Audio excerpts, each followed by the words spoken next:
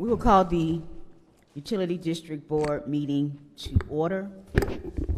Utility Special District Board meeting for Wednesday, August 18th, 2021. Madam Clerk? Chairperson Shirley Lanier. Here.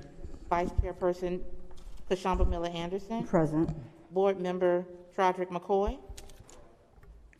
Board Member Julia Botel. Here. Board Member Douglas Lawson. Here. Ex officio Board Member Mayor Ronnie Felder. City Manager Jonathan Evans. Present. Acting Executive Director Deirdre Jacobs. Here. District Clerk Claudine Anthony is present. District Attorney Don Nguyen. Here. District Finance Director Randy Sherman. Thank you, Madam Chair. Thank you. We will have a moment of silence and the Pledge of Allegiance by Councilman Lawson.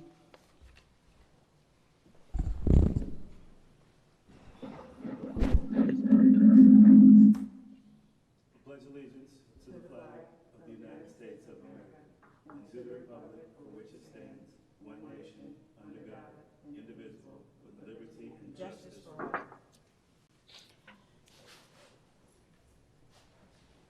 Are there any additions, deletions, or substitutions for our agenda this evening, staff, board? None from staff, Madam Chair. Any disclosures of the items that are listed on this agenda by the board? Can I get a motion to approve the agenda? So moved. Second. Madam Clerk?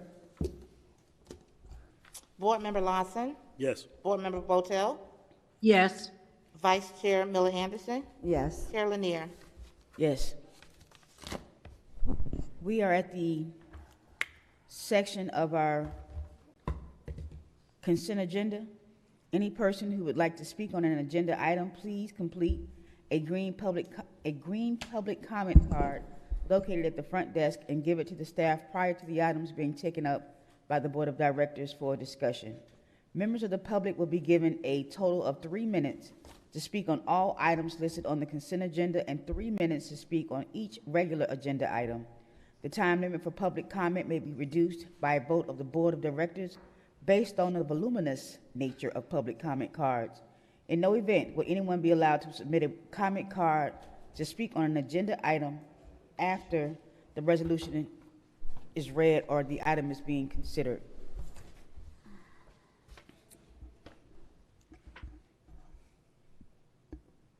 First item on the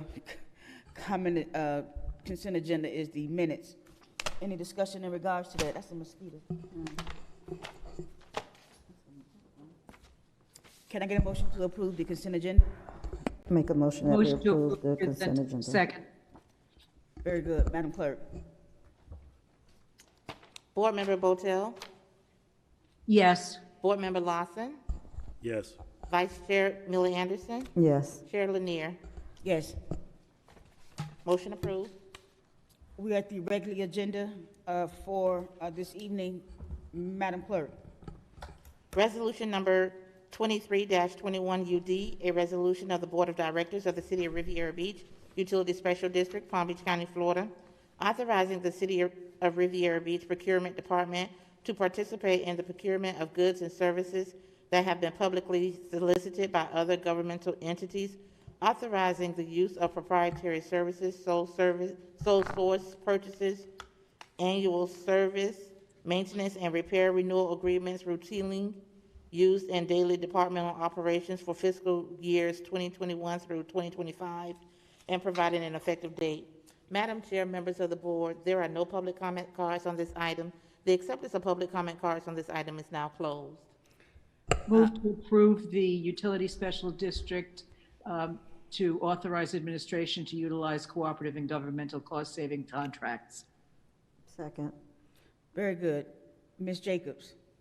Sure. Thank you, Chairperson Lanier. For the record, my name is Deirdre Jacobs. I'm the Acting Executive Director for the Utility Special District. Good evening, Mr. Evans and other council persons in your respective places, as well as Attorney Nguyen. Item number 2 is a resolution simply asking the board's authorization to allow us to participate in cooperative agreements, with other governmental agencies. This has been a past practice from my understanding that the district, along with the city, has always utilized in its provision of services, in its solicitation of services and products for certain activities, primarily those that are pretty much standard to conduct the operations and activities over at the district. If I could ask that you would consider to allow us to continue with this practice. We did have a staff discussion earlier this afternoon that involved the city attorney's office, procurement, as well as USD staff, where we respectfully recognize that it may not be the city's intent to continue, or USD's intent to continue with this particular practice, but that you allow us to continue to utilize it for at least a short period of time as we move about going forth with changing some of the practices that we have in place in terms of soliciting, especially with respect for some of our local small businesses in this particular area. Very good, thank you. Any questions from the board in regards to this presentation? Madam Chair? Yes, go ahead. Thank you, Ms. Jacobs. Were you looking at a specific time frame that you wanted to have this in place, or just something that you would bring back before the board at a later date? No, actually, it came up in a staff discussion earlier, and then we circled back with it again this afternoon because it really wasn't resolved in a way that we thought that it should have been. I noticed that procurement and staff is in the audience. I'm not sure if they came in to actually speak. With regards to this particular item, there was no set time period that we discussed.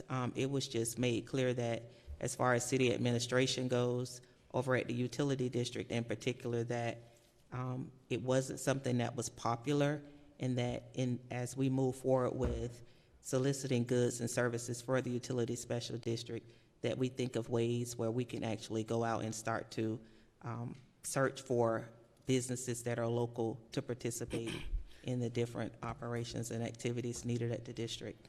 Okay, so just follow up, Madam Chair. Go ahead. Thank you. And that was my concern in regards to when I spoke to Mr. Evans today.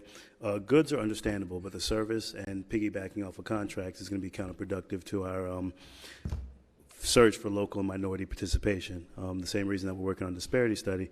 If we're just going to be piggybacking, it's not going to give us an opportunity to require that local and minorities involved in these contracts. And once we actually just piggyback, we have to accept whatever was procured from these other municipalities and other entities. We spoke about possibly doing an alternative and make this where that it's outlined in this resolution that this is an alternative option, but just not the sole delivery method, was something that we possibly spoke about, and possibly colleagues, if we entertain amending this resolution to where we use this as an alternative option and just make sure that they understand that this is not the sole delivery method to actually providing and procuring services. Because I just don't want us to be locked in to someone that doesn't have the same focus of us as a colleagues, as a board, to look at local and minority and women participation. So I want that to always be our focus in any procurement process, and we can't do that if we're just accepting other municipalities. So that was my concern and my feedback, Madam Chair. Sure. Madam Chair? Yes, go ahead. Okay, if I could respond, Mr. Lawson, we totally agree with you, and that was the nature of the conversation this afternoon, that we as a staff, we need to work, become more diligent in terms of how we procure the services and products that are needed to operate our activities over at the district and the city in general. So please be rest assured that it is our intent to pay particular attention to that and to move forward with coming up with creative ways to involve the local community.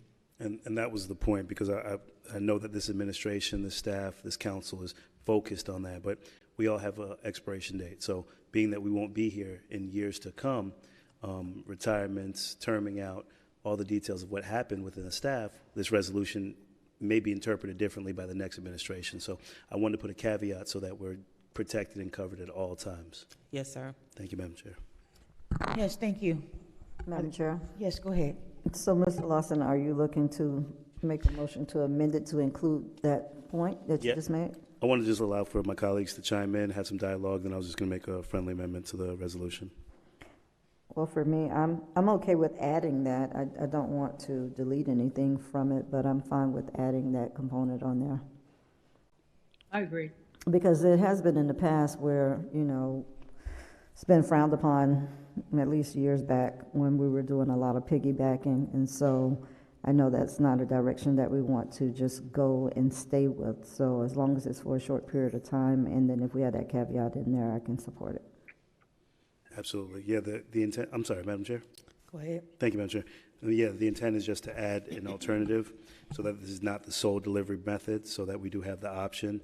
And with current staff and future staff knowing that our push is for local and minority participation, and hopefully within the next year or two, we'll have a disparity study completed. So that will be the preference with everything that we move forward with procurement. Any other comments in regards to the presentation? Madam Chair, if I can offer an amendment to the resolution to add on that delivery operations for the fiscal year, delivery operations, but also an alternative, not the sole delivery method for fiscal years 2021 through 2025. Madam Chair, Yes, go ahead. could you remind me who made the resolution? Who made the I motion? think it was about the motel. I think it was. And then I think I accept- second. I accept that Oh. amendment. What did she say? I said I accept that amendment. Okay, my second. Thank you, Councilwoman. All right, very good. Can I have the clerk to give us a roll call on it? Board Member Botel, Yes. Board Member Lawson, Yes. Vice Chair Miller Anderson, Yes. Chair Lanier. Yes. Motion approved. Can we have the roll call for the actual amendment, or is that part of the, The Sorry. maker of the motion accepted the Okay. amendment. very good. Madam Clerk, let's go to our next item. Resolution number 24-21 UD, a resolution of the Board of Directors of the City of Riviera Beach, Utility Special District, Palm Beach County, Florida, approving an additional $250,000 for emergency utility repairs for water, wastewater, and stormwater infrastructure with Johnson Davis, Inc. of Lantana, Florida, authorizing the Finance Director to make payments from the Contract Services Sewer Project Number 18143 at a cost not to exceed $250,000 annually and providing an effective date. Madam Chair, members of the board, there are no public comment cards on this item. The acceptance of public comment card on this item is now closed. Motion to approve the resolution. Second. Very good. Ms. Jacobs? Thank you, Madam Chair. For the record, my name is Deirdre Jacobs. I'm the Acting Executive Director of the Utilities Special District. This particular item deals with resolution number 24-21, where the Utilities Special District is asking for approval of an additional $250,000 for emergency utility repairs for water, wastewater, and stormwater infrastructure for the Johnson Davis Incorporated of Lantana, Florida, which is one of our emergency services contractor. Basically, this money is needed because we're near to the end of the contract, which ends September the 30th. However, there is not enough money in the account that we believe, because of the emergencies that are just occurring that are not planned, the unplanned emergencies that are taking place on a consistent basis, that we may not have enough money in the account to expend through September the 30th. So staff is asking if the board would allow us to add an additional $250,000 so that we'll be able to make it through the remainder of this fiscal year. Any questions from the board in regards to this presentation?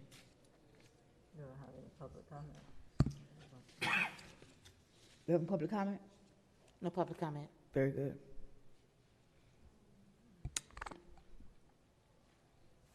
All right, Madam Clerk?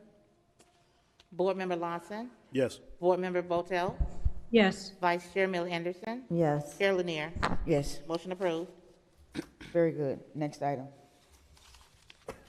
Resolution number 25-21 UD, a resolution of the Board of Directors of the City of Riviera Beach, Utility Special District, Palm Beach County, Florida, approving the proposal from Brown and Caldwell to conduct a Phase 2 environmental site assessment for the proposed water treatment plant site, authorizing the Utility Special District Finance Director to make payments from project number 18160 in the amount not to exceed $42,810 after work authorizations have been issued, and provide an effective date.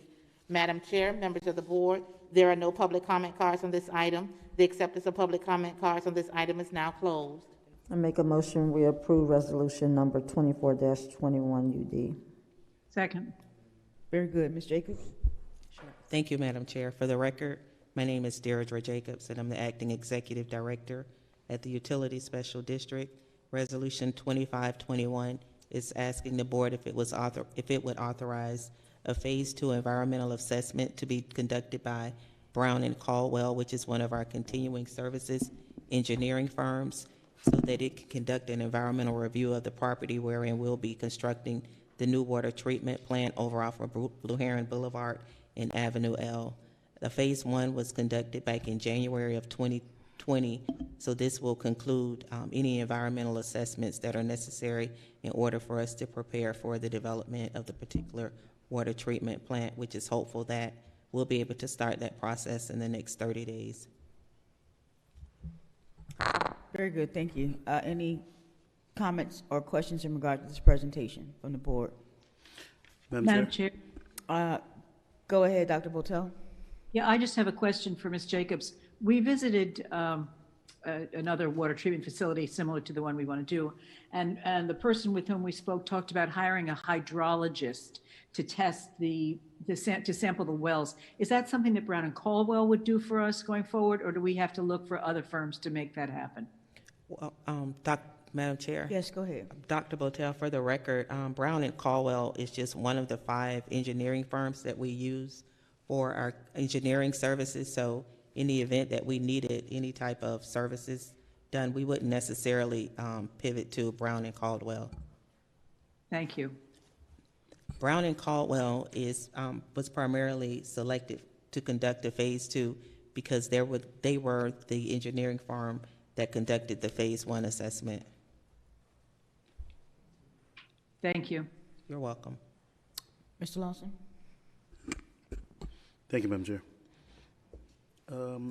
Ms. Jacobs, we're completing Phase 2 based upon recommendations from Phase 1, correct? Actually, we would have, Madam Chair, Yes, go ahead. for the record, the Phase 1 environmental assessment is at a much higher level than the Phase 2. So it's something that would have just something that would have occurred organically. That would have, Phase 1 would have been done anyway before you would have moved on to the Phase 2. Okay, so Phase 1 would have been required before we moved on to Phase 2? Yes. Okay. It's Phase 1, from my understanding, involved more of a physical inspection of the property and looking into different type of environmental review research that was done by different regulatory agencies. This one will involve more of different type of sampling of groundwater or soil materials. Okay. I just know that residents are going to be very concerned with that testing site, especially with our new water plant Yes, sir. potentially going there. So that was just something I wanted us to address to make sure they were clear in regards to what testing came and why Phase 2 was actually going to be implemented and why it's Yes, important for us. So Yes, thank sir. you. Thank You're you. welcome. Any other questions in regards to this presentation? No. Madam Clerk? Board Member Botel, Yes. Board Member Lawson, Yes. Vice Chair Miller Anderson, Yes. Chair Lanier. Yes. Motion approved. Very good. Do we have any public comments, Madam Clerk? Madam Chair, we have no public comment cards for under our regular public comments. Very good. Our last item is discussion and deliberation. Discussion and deliberation of the utilities service agreement, specifically to amend the service agreement to more clearly designate the functions of the USD direction and the city manager in overseeing the operations and administrative functions of the USD. Madam Chair, members of the board, we do not have any public comments on this item. The acceptance of public comment cards on this item is now closed. Very good. Ms. Jacobs? So moved. Discussion.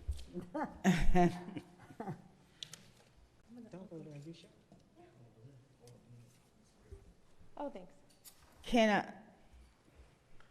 Ms. Jacobs, would you like to introduce this item, please? Sure.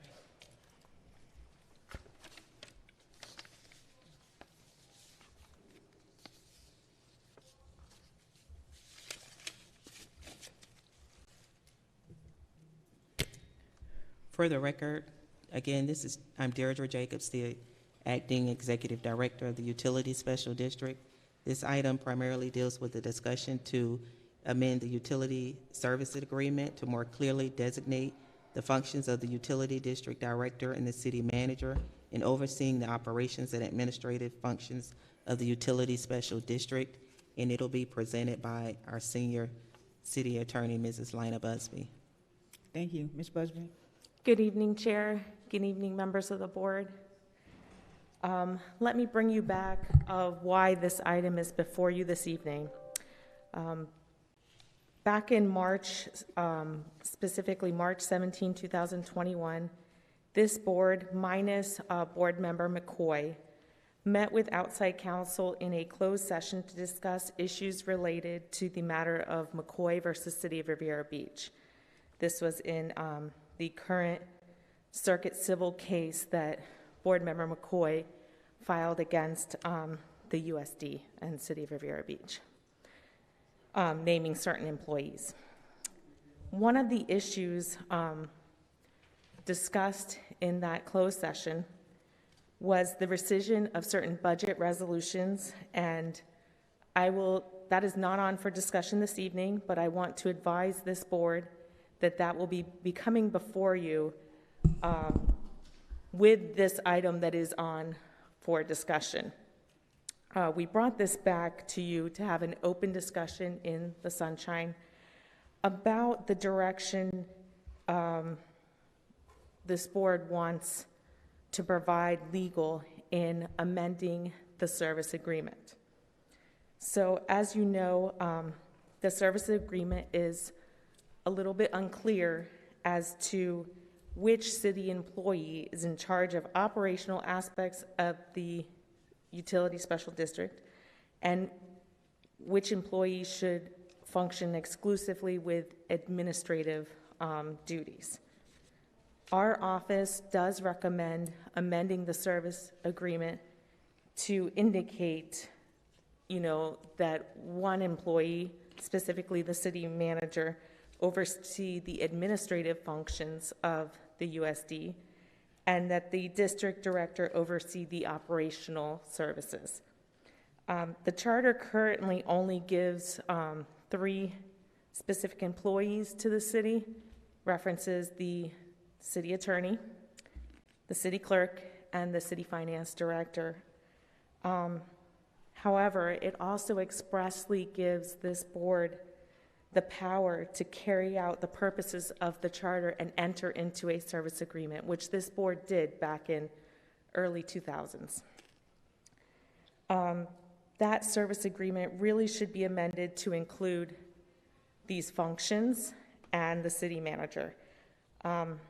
Right now, you have the director of performing administrative functions, and we think that that should be more clearly defined, but with an amendment.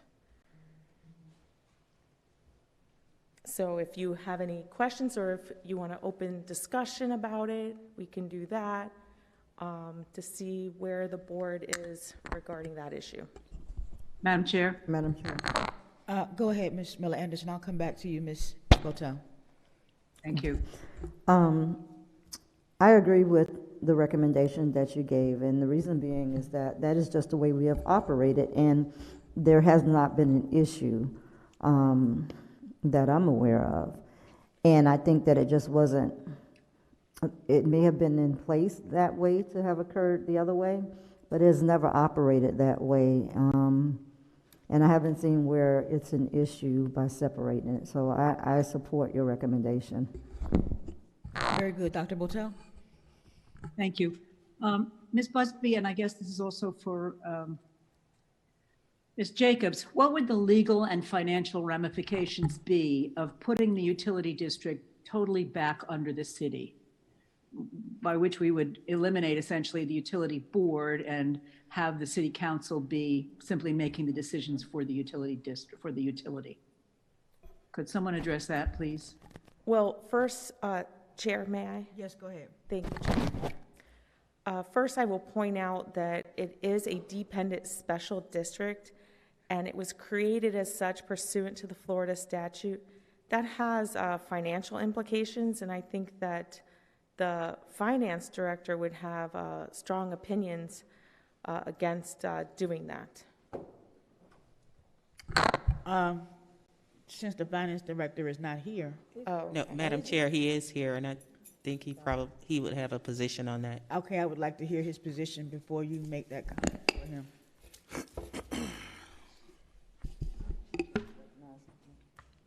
I recognize that the mayor is on the dais. Thank you, Madam Chair.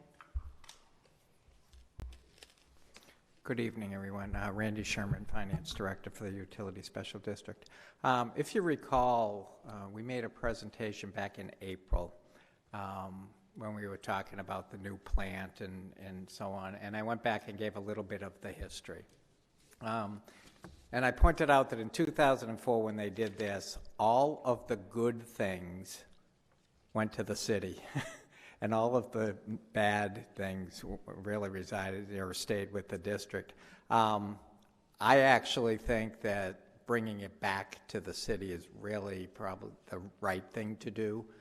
There really is no benefit that that I see, and maybe the attorney sees something I don't see, to operating it as a special district. It just creates more hoops that we all have to jump through, and you see it like when we did the audit, when we do the budget, you have to adopt 2 budgets, you have to do 2 audits, you have to file twice with the state. So it complicates things, and when I go back and I look at 2002 and 3, and then what happened in 2004 and 5, and so on, nothing really changed, other than the fact that bonds are issued to sell the utility to the special district. My recommendation, if anybody is interested, would really be to dissolve it and bring it back under as a city department. Madam Chair? Yes, go ahead. Thank you, Mr. Sherman. Could I make a recommendation that we bring this back for discussion and deliberation? That is the question of actually moving it back under the city. I think that's something that we need to hear from not only finance, and I appreciate Mr. Sherman's input, but also not only the utility district head, but also Mr. Evans and others who might have an opinion about this. I think we really need to hear all the pros and cons so that we can make a good informed decision. Very good. Any other comments? Madam Chair, Yes. if I may. So if you all go with Dr. Botel's suggestion, would we hold off on the amendment that we're recommending to you today and bring it all back together? Is that the wish of the body? Madam Chair? Go ahead. For me, no, I would like to see us move forward on the item that's before us, and then still at the same time, we can come back at another time with the workshop. Thank you. Any other questions in regards to this item? Madam Chair. Go ahead. Ms. Bubsby, in regards to compensation for some of the staff that's on loan to the USD, how are they being paid? may I address Councilperson Yes, go ahead. Lawson? Thank you, Councilperson Lawson. Staff who are on loan are not paid any extra wage or salary pursuant to the extra duties that they perform on loan to the USD.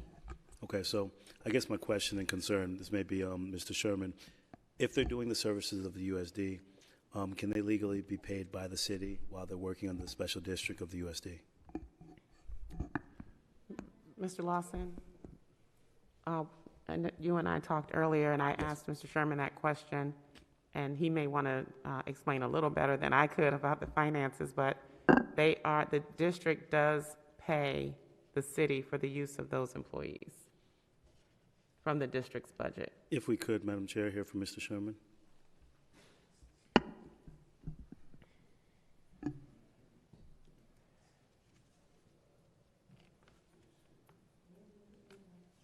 Again, Randy Sherman, Finance Director for the district. Ms. Lawson, could you repeat the question? The staff that's on loan to the USD from the city, how are they being compensated? Because Ms. Bubsey's response was that they're not being compensated for doing additional services, but can they legally work for the USD while not being compensated? And then she stated that the city is being compensated by the USD. Can you explain how that works? Yeah. Okay. So there are employees that work directly for the district, okay, the water plant operators and the like. They're paid straight out of the district. They're city employees, but the district just pays them directly. For all of the services that are provided by the other city departments, so we're talking administration, finance, legal, procurement, human resources, fleet, IT, all those things, we actually go through a process every year, and we do a cost allocation plan, the federally approved cost allocation plan, and I can certainly share, the copy of the plan with anyone that would like to see it. And then what we do is we go through and we allocate those costs out. So, for example, procurement might allocate based on number of procurements that they've done for the district versus what they've done for everyone else. Legal looks at their cases. Finance, we'll do how much for cash receipts, how many payables we have, how many payrolls that we actually produce. So it's a pretty lengthy report, and it goes through and does the calculations. We charge the utility special district. We charge stormwater. We go through and charge those enterprise funds that are intended to be standalone but don't have the staff to do that. So there is it's not that they're getting paid, but there is a payment to come back to the city to offset some of the costs. Does it sort of offset some of the costs, but not all of the costs? Yeah, I mean, USD doesn't pay my entire staff's, costs, but they pay for a good portion of it. The portion that they do for USD? Yes. Okay. And that's the point, I guess, trying to allocate the exact amount of what's being compensated. That's why I would want to kind of have a clear understanding of what's our dollar amount is being spent from the USD back to the city for services that are being rendered. Because to have this discussion, we want to make sure we understand the itemized detailed budget. We don't know what the exact cost is because you're only doing a certain portion based upon some of the work some of our cross staff is doing from the city to the USD. So in addition to Councilwoman Botel's information about what we're going to provide or possibly bring it in as a department, we as a council need to understand all the ramifications, the financials, and details of this before this discussion can even happen. So I would want to see this as part of the report and this lengthy report to give us enough time to review it before it's brought before the council, because that's a major aspect in regards to the financials with the USD. In addition to that, the compensation, if the staff is working on the USD, I'm assuming, and that's why I called Miss Attorney Wynn today, can we legally not charge or not pay the staff while they're working on the USD and pay them from the city? I would consider that's a conflict if we're going to have staff that's working as city employees for our USD and not have them paid directly and just pay a lump sum over to the city that doesn't allocate for the exact amount. So I just want to make sure that we're protected, 100%. And that's legally my concern financially when it comes to compensation from the USD to the city. Right. Because if we do have the special district, which I wouldn't mind bringing as a department, that's a discussion that we can have to get all the information. But before we do that, we want to understand what the cost is going to be incurred on the city dollars. Understood. All right. Thank you, Madam Chair. Yes, thank you. Madam Chair, Yes, go ahead, sir. in regards to the district employees, also, they are employees that are represented. Most of them are members of a collective bargaining unit, which then negotiates with the city of Riviera Beach. So for all intent and purpose, the relationship is with the city, and as the agreement has, that the city provides those employees as loans. So as we have that discussion, we'll look at that as well to make sure that there's clarity with respect to the employment relationship and provide that in the comprehensive discussion the board is looking to have in the future. Very good. Any other Madam questions? Go ahead. Thank you. Just to reiterate, I think the comments that Mr. Lawson made do reflect exactly what I had in mind. We need to have all of the information, including the fact that I think we may be the only separate water utility in the county, if I'm not mistaken. And in addition, it's my understanding that whereas a city like Wellington gives only about the city only takes about 10%. Well, I guess they do have a separate water. No, are they separate? I'm not even sure. But sorry, we in the city of Riviera Beach take much more, I believe. And my concern is that over the decades, we have not been good stewards of that money from the utility district. We have not spent the money that's been needed to keep the system at the most optimal condition. And I think it's about time we rectified that. I think bringing them under the city would help us understand the needs of the utility and help us provide the funding that's needed to keep it absolutely up to date and top notch. So I appreciate the fact that my colleague Lawson understands it and is willing to have that workshop. Thank you. Thank you. Any other questions in regard to this item? Very good. So what is the disposition, Ms. Nguyen, in regards to, or Ms. Busby, in regards to what is our charge with this item this evening? We're going to bring this item back to you as an amendment to the services agreement to outline the differences, responsibilities for the city manager versus the executive director of the utility district. Very good. So that would be two different pieces that you'll bring back. This amendment and also the exploration of the utility district with the city. Correct. Very good. Thank you. You're welcome. Are there any discussions by the executive director for the utility special district? Yes, ma'am. Go ahead. Madam Chair. I wanted to bring to your attention that over the last couple of days, the Finance Department staff and City Administration have been meeting on ways in which we could move forward with the proposal for the rate increase project. And we've decided that it would be in the city's best interest to conduct various activities in order to inform the community of the proposal to increase the water and sewer service charges. As a result of those meetings, we decided that we would establish at least 3 community meetings, one possibly here at the marina, another at the library, and the third at the Ambassador Center. We also considered development of flyers that we could post and also distribute throughout the city, as well as making sure that any water bill inserts receive the information that's necessary to inform the public of the proposed rate increases. So I wanted to share that with the mayor and the board. Thank you. Any comments from the city manager? No, Madam Chair. Any comments from our attorney? No, thank you, Madam Chair. Comments by the board? I'll start with the mayor. Any comments, Mr. Mayor? No comments, Chair. Thank you. Any comments, Ms. Botel? No comments, thank you. Mr. Lawson? No, thank you. Ms. Miller Anderson? None, thank you.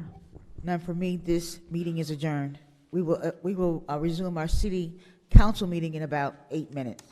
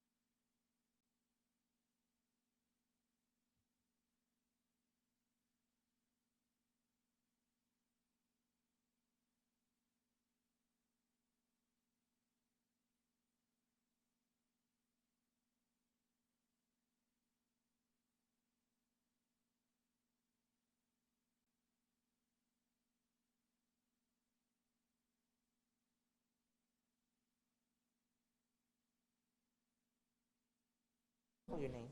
Thank you. We will call the regular city council meeting to order for August 18th, 2021. The time is 6:33. Madam Clerk? Mayor Ronnie Felder, Here. Chairperson Shirley Lanier, Here. Chair Pro Tem Kachamba Miller Anderson, Present.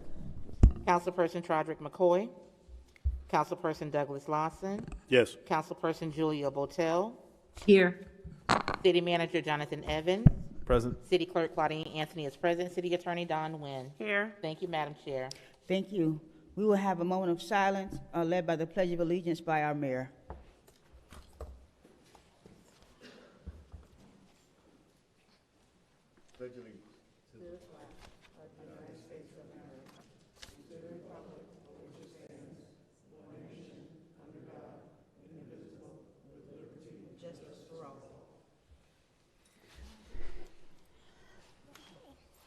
Are there any additions, deletions, substitutions on the agenda for this evening? Yes, Clerk? ma'am. I'm sorry. Yes, Madam Chair, from staff, I will ask that the city clerk mention the addition as well as there's a deletion of an item on the agenda. Very good. Madam Clerk? Madam Chair, members of the board, you all received an email from the city manager earlier today. So we will be adding a resolution number, don't have a number on it, a resolution of the City Council of the City of Riviera Beach, Palm Beach County, Florida, declaring a state of local emergency for COVID-19, waiving the procedures and formalities otherwise required by ordinance pertaining to expenditures, empowering the city manager to exercise all powers and duties to provide for the health and safety of persons and property, effective August 18th, 2021. This resolution will fall under, after item number 6, so it will be 6A at the request of the city manager.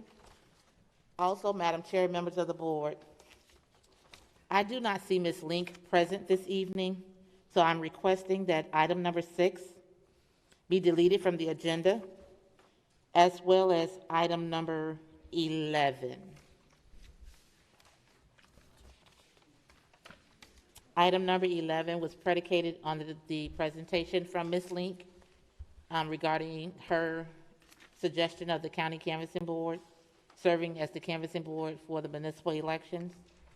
And being that she is not present to give that presentation, I will reach out to Ms. Link again to see when will be a better day for her to attend, so that you all can make a well-informed decision on the composition of your canvassing board. Very good. Thank you. Disclosures by the council. There are now 9 items on the agenda. Are there any disclosures by the council in regards to any of these issues that are listed on the agenda for this evening? None from me, Madam Chair. Hearing none, approval for the agenda with the additions that were added and the deletions. Sorry. Motion to approve the agenda. Second. Very good. Madam Clerk? Councilperson Lawson, Yes. Councilperson Botel, Yes. Pro Tem Miller Anderson, Yes. Chair Lanier. Yes. Motion approved. Unanimous vote. Consent agenda. All matters listed under this item are considered to be routine, and action will be taken by one motion. There will be no separate discussion of these events, of this item, unless a council person so requests, in which event the item will be removed from the general order of business and considered in its normal sequence on the agenda. Does anyone need to pull an item from the agenda, the consent agenda? If not, let me get a motion for the approval of the items on the consent agenda. Motion to approve the consent agenda. Second. Madam Clerk? Madam Chair, members of the board, we do have a public comment Oh, sorry. on the consent agenda. The acceptance of public comment on the consent agenda is now closed. Rosemary Murray.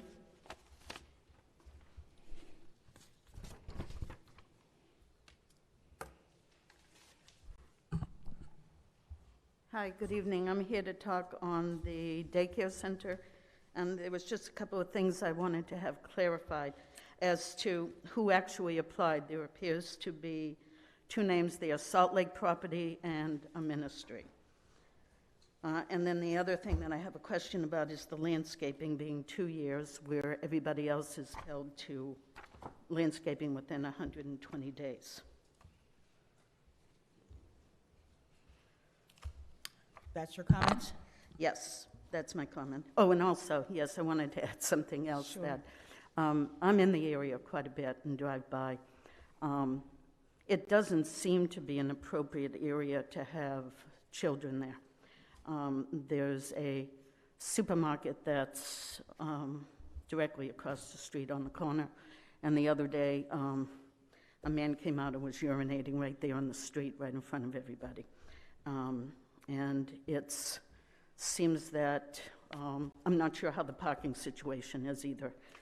For 58 children, 58 cars picking them up, plus the area surrounding it, doesn't seem like it could support it either. So those are my comments. Thank you for your comments. Mr. Sherman, do you have a response to these comments?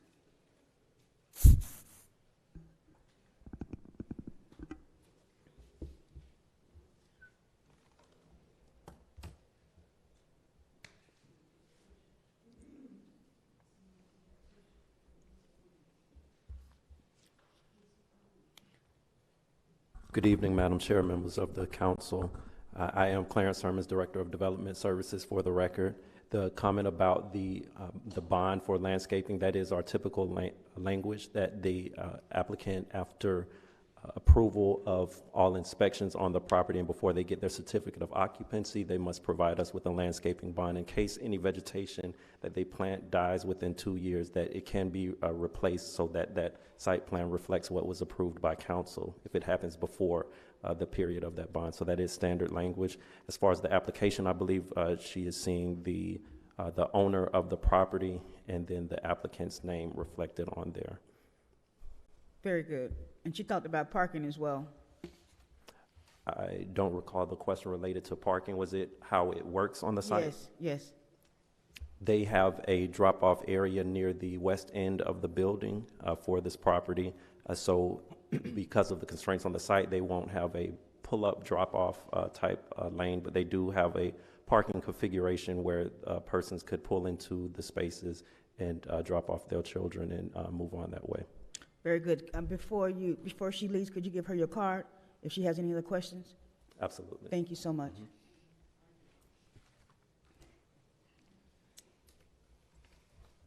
Any other public comment, Madam Clerk? No, Madam Chair. Very good. Call the question, please. Councilperson Botel? Yes. Councilperson Lawson? Yes. Pro Tem Millie Anderson? Yes. Chair Lanier? Yes. Motion approved. Very good. Next item, Madam Clerk. Proclamation from the Office of the Mayor declaring the first Wednesday of September as Community Service Day at Faith Deliverance Church and Feeding Hope Village. Thank you. Mr. Evans. Madam Chair, this presentation is going to be made by the mayor. Thank you, sir. From the Office of the Mayor, City of Riviera Beach, Palm Beach County, Florida, declaring the first Wednesday of September as Community Service Day at Faith Deliverance Church and Feeding Hope Village Day.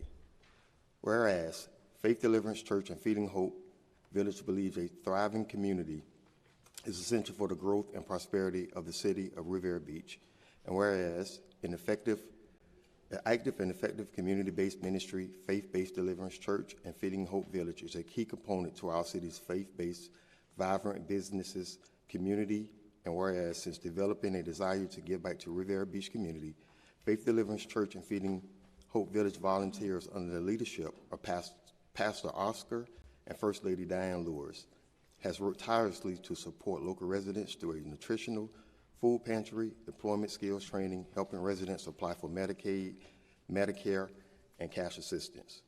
We help them stay connected to available services for resources, assist families with the help they need to understand resources, transitional housing, homelessness prevention, social services, and health information.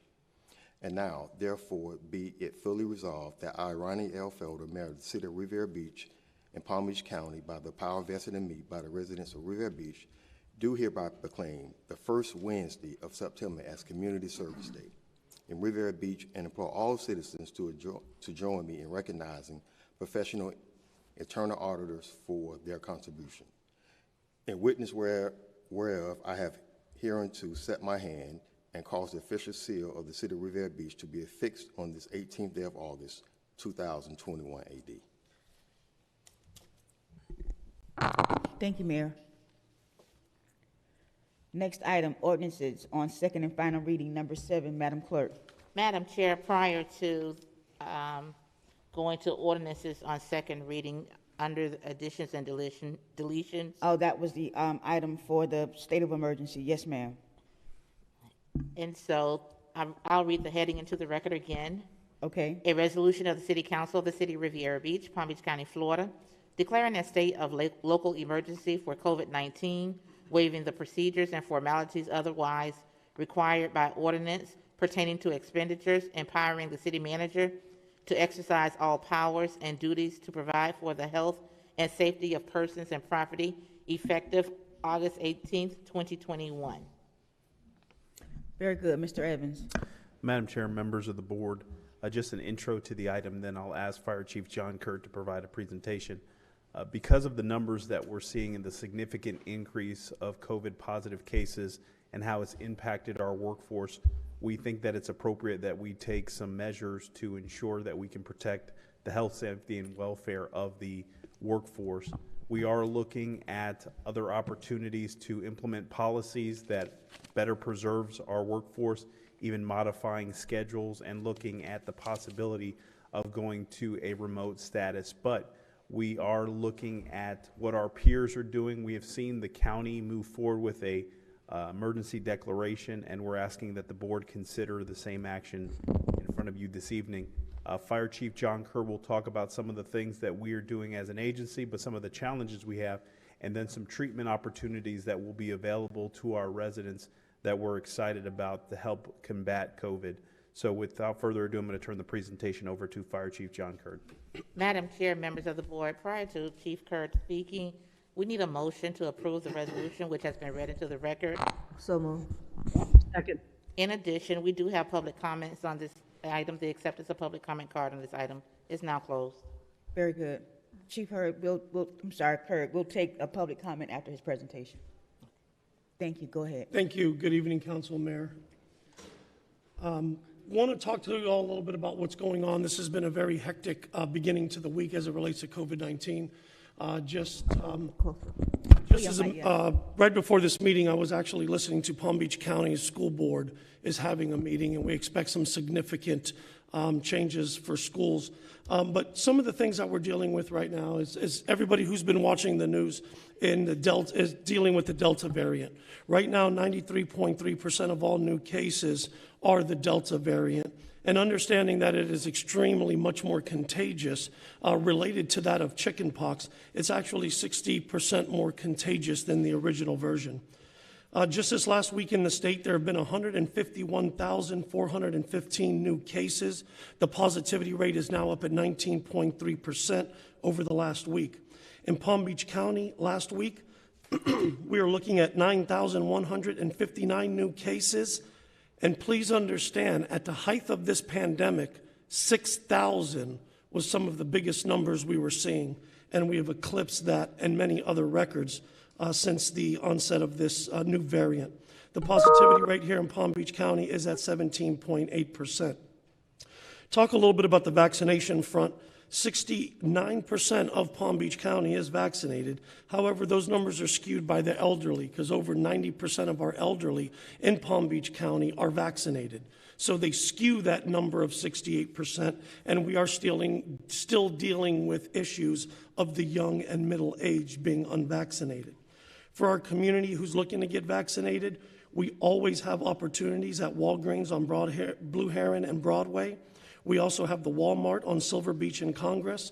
And tomorrow, and you'll see some flyers being passed around, and also at the front desk out there and on the doors, Wells Recreation Center will be offering no-cost COVID vaccines of both the Pfizer and Moderna vaccine from 10 o'clock to 4 o'clock at Wells Recreation Center located at 2501 Avenue H West. One of the things I do want to talk about and at least bring to the community, and we are starting to receive an abundance of phone calls about the booster shot. And I just want to kind of read some information into the record for the community to have a better understanding of what the booster shot is and who is eligible for the booster shot. Right now, there is only a very small group of people with weakened immune systems that qualify for the third dose. The CDC is recommending it for moderate to severe immunocompromised people, and those people are individuals who are receiving active cancer treatment for tumors or cancers of the blood, receiving an organ transplant or taking medicine to suppress the immune system, receiving a stem cell transplant with at least 2 years of taking medicine to suppress the immune system, moderate or severe primary immunodeficiency, advanced or untreated HIV infection, active treatment with high-dose corticosteroids or other drugs that may suppress your immune response. That is the category of individuals as of right now that are eligible to receive the booster. The CDC recommends you get the same vaccine you got in the first 2 doses. So if you got the Pfizer or Moderna for your first 2 doses, you should go back and get that same vaccine for your 3rd dose. But if that is not feasible, the CDC committee said that an additional dose with another mRNA vaccine is permitted. So you can, but it is preferred that you stick with either Pfizer or Moderna. Currently, only the Pfizer and Moderna vaccines are authorized for additional dosages. If you got J&J, which is the Johnson & Johnson, you still are not eligible, and you cannot receive the Pfizer or Moderna as a booster because they are mRNA, where Johnson & Johnson is actually a portion of the virus itself. They are completely different. So Pfizer and Moderna do share some properties that Johnson & Johnson do not. The U.S. Department of Health and Human Services released the following statement on the administration's plan for COVID-19 booster shots for the remaining population. They have developed a plan being offered to offer these booster shots this fall, subject to the FDA conducting an independent evaluation and determining the safety and effectiveness of the 3rd dose of the Pfizer and Moderna vaccines. They are prepared to offer the... Hold on, Chief Kurt. Oh, I'm sorry. We need to take a recess. We lost the person. I think she probably thought it was a presentation. Like a part we couldn't do.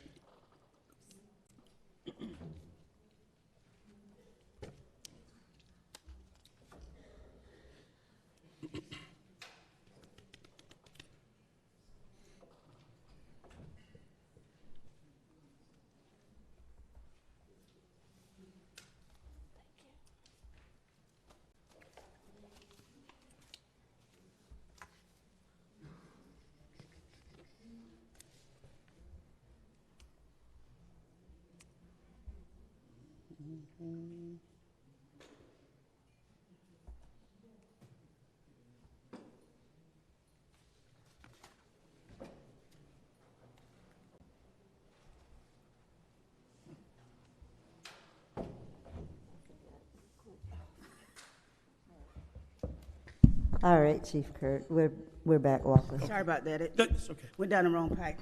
Understood. So basically, they are prepared to offer those booster shots to all Americans beginning the week of September 20th.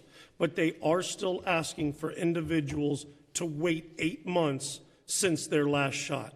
And we're going to keep our community informed of when those different groups open up, where they can get the vaccine. And if we see the demand, me and Mr. Evans are prepared to work with the county and the state and maybe fire back up our pod site where we could provide those vaccines to the individuals who came there the first time. Because a lot of individuals are looking to come back to Wells. We're getting the calls already. You're just accustomed to going back to where you got the first shot. So part of what Mr. Evans is discussing on this emergency declaration will give us the flexibility and the maneuverability to pop that up at a moment's notice. As it relates to testing, there is testing being done every Tuesday at Jay's Ministries from 10 to 4 at 2831 Avenue S, and also every Thursday at Wells Recreation Center, 10 to 4 at 2501 Avenue H West, as well as the vaccinations on Thursdays. While the death rate is climbing, we have seen some success amongst the vaccinated and those that have received treatment from the new monoclonal antibody IV infusion or treatment of Regeneron, which is the name of the drug that's actually being used. I am happy to announce that Riviera Beach Fire Rescue, through approval from city administration, is working to be proactive and looking to be one of the first departments in Palm Beach County to offer this monoclonal treatment in home for our community as an option for our residents. So if we have individuals who are experiencing COVID-like symptoms or have been exposed to somebody, and those symptoms could not have manifested longer than 10 days. So we're looking to catch people early on. If they don't want to go to the hospital and receive this treatment, we are prepared to offer them that treatment in home, stay with them, provide the infusion, the overwatch, and then the follow-up the following day to make sure that they're doing well. Again, it's just another option for our community. One, to help prevent surge in the hospital. You may have seen what's going on in the news. They're tapped out. And then also community spread. Not to mention many of our residents and some of the seniors that I talk to don't want to go to the hospital. They're comfortable at home, and if we can treat them at home, I want to provide them that option. That is kind of the update, and without me getting my emotional hat on, this is real, this is serious. We have 10 employees out right now. We have another half a dozen to a dozen that are out on quarantine or isolation. We've had as many as 20 plus employees out at one time. We've come very close to shutting down departments and certain aspects of different divisions. You can see what's happening at the school board. They went from 244 teachers and students Tuesday to almost 700 today, with thousands. Well, what they're referencing is low thousands that are out on quarantine or isolation, and we haven't even been back in school 2 weeks yet. We know what that 7 to 10 day window looks like, and I see it getting worse before it gets better. I've also made my recommendations to the city manager for us to start taking a look at some of these gathering and special events that the city has. We cannot take the chance. I don't care what the governor's doing. I don't care what other counties are doing or what other cities are doing. My responsibility and obligation is to the city of Riviera Beach, and this is bad. We need to do something, and we need to make sure we stay on the front side of this and not wait to be reactive. Madam Chair, Yes, go ahead. my remarks are directed at Chief Curd as well as the city manager. Bravo, bravo, bravo. I so greatly appreciate for bringing this treatment to the community. I had it myself last night at the hospital. I can tell you, it certainly would have been a lot easier to stay at home. So this is a wonderful thing for our community. I am so much better today than I was yesterday. As you may know, I'm out of the meeting tonight because I have COVID. It's a breakthrough case. It wasn't very severe, but certainly the Regeneron treatment has given me real great relief. And so I applaud you for trying to bring this to our community. I hope we're successful in that endeavor. Thank you. Thank you. Madam Chair, also, one of the things that we want to do as staff is, if we are the first municipality or one of those, top 5 municipalities that is prepared and queued up, there is a greater possibility and probability that we're able to get the booster shots faster than other communities. And so if the board so graciously approves this resolution, we'll make sure that it's provided to the county once it's executed, and then make sure that there's conversations with the health department that says if the booster shots are available, we do have a site that can be spun up and support the vaccination efforts to get the second or third shots for persons that are interested. And so it is so important that we move forward in this direction and show our eagerness to not only just treat our residents, but continue to get shots in people's arms, because the virus is going through our community at a rampant rate, and we are very concerned as what's happening when our school children come back home and they continue to have activities. So as the chief said, we're looking at all special events, we're looking at all programs, we're looking at capacity. We also are going to be putting guidance out to the public that no mask, no service. You cannot come into a city facility or building and not wear a mask the entire time that you're in the facility, regardless if you're vaccinated or not. We also are looking to see about the possibility of talking with our labor units to require a vaccination for all our employees. New employees that are coming aboard on the agency, they have to be fully vaccinated to start employment with the city of Riviera Beach.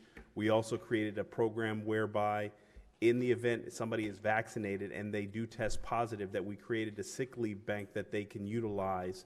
And then persons that are not vaccinated, we have provided for a PTO day, paid time off, 1 day if they go out and get the vaccine. And so we are doing everything to encourage our employees to go ahead and do that. As it relates to the workforce, I think we're probably at 30 to 40% of our workforce is vaccinated, but that's not nearly where we need to be as an agency, because there's still some skepticism and pessimistic feelings as it relates to the vaccine. So we're going to really try to encourage the employees to get vaccinated, and then if we have to take another approach, we're going to have to sit down with the labor units and see what we can do to collectively bargain or impact bargain that particular requirement, or requiring them to get vaccinated, and of course being conscientious of religious exemptions as well as medical conditions that certain persons can't get the vaccine. So we're trying everything we can do as aggressively as possible, but we want to be ready to work with the county or the state to be able to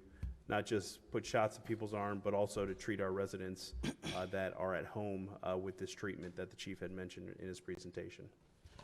Madam Chair. Yes, go ahead. Thank you, Madam Chair. And Mr. Evans, thank you for that. Chief Curd, first thing, bravo, because you guys are doing phenomenal. We had a meeting this past week, and you spoke about some of the things that we're going to be doing, and we've always been trailblazers as a city, and that's thankful to you and our city manager. So, Mr. Evans, we talked about incentivizing the employees. That was actually my first question. Is it possible for us to reach out to our healthcare provider and see what additional incentives outside of the PTO day that we have that we can bring to the table to incentivize these non-vaccinated employees to get vaccinated?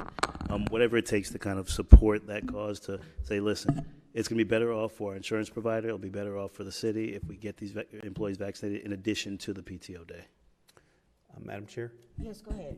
Yes, certainly. We're going to leave no stone unturned. We're going to look at some other options to help get persons vaccinated. And then we're also weighing that, as well as the workforce that you do have that already got vaccinated. We don't want to leave them out as well. But when we had the conversation today, some municipalities have said employees that are vaccinated are permitted to work remotely. Those that are not vaccinated have to come in to the office. And so we're hearing what other communities are doing. And I can tell you a lot of the other communities, one even mentioned it, are duplicating some of the practices and policies that we've put in place as a result of COVID-19. So we're going to be at the forefront as much as possible and see what we can do, because at the end of the day, we want to get, as many people in our community and our workforce vaccinated. And follow up, Madam Chair. Yes, go ahead. And I think that if we do follow up with that healthcare provider and some of the different unions, I think even incentivizing with cash incentives to say, listen, employees, in addition to this paid time off, here's $100, here's $200. We need to really just mobilize our staff, because then that will just kind of trickle into the residents in the community, and that will assist with us continue to keep the operations of the city going. But it's just to save lives first and foremost. As a lot of us have been talking and we've discussed, I lost a very close friend recently with COVID, and it's literally to the point where I'm trying to be an advocate for people to get out and get vaccinated and to try to keep people safe. And last but not least, just well wishes to Doc. I didn't know that she had tested positive, but for a speedy recovery for you to get back, Doc. Thank you. Thank you. Madam Chair? Yes, go ahead. I'd like to piggyback on what Councilperson Lawson is saying. Could we approach the largest employers in the city? The largest is the VA hospital. I don't know. I should really do my research before I ask this, but is it possible that we could encourage them to also, have their employees vaccinated? I mean, They are the largest, and we might want to also look at other large employers, Cheney, Cisco, some of the larger companies that employ a number of our people, and try to persuade them to also require or ask or encourage their workers to get vaccinated. Thanks. Thank you. Madam Chair? Yes, go ahead. I just wanted to ask a question. At some point, do you see those phone calls being made again during our COVID updates? Are you planning to do those again? They were very popular. Madam Chair, if I may. Go ahead. We did have conversations. We are going to start with our workforce, probably a call first of next week, and then we're going to do the community calls and the updates on what's happening. We did want to get additional information on the Regeneron and what's that going to look like for our community, but we are going to spin up our communication efforts to inform the community what's going on. Thank you. And, you know, you couldn't have said it better than I would say it in terms of the schools. Yeah, it's really bad. And one of the things that people may or may not be aware of with the buses, those students are a lot of them being packed on buses, 2 to 3 students a seat. You're talking 50, 60, 70 kids on one bus. And I can assure you most of them are not keeping their mask on. And so, you know, knowing that a lot of our students are bussed out to go to school, because they're short of drivers, it's really challenging to minimize any exposure with them because they're literally sitting on top of each other. And in most places, there's not a lot of social distancing occurring. So it is probably definitely going to get worse very quickly because of kids being back in school.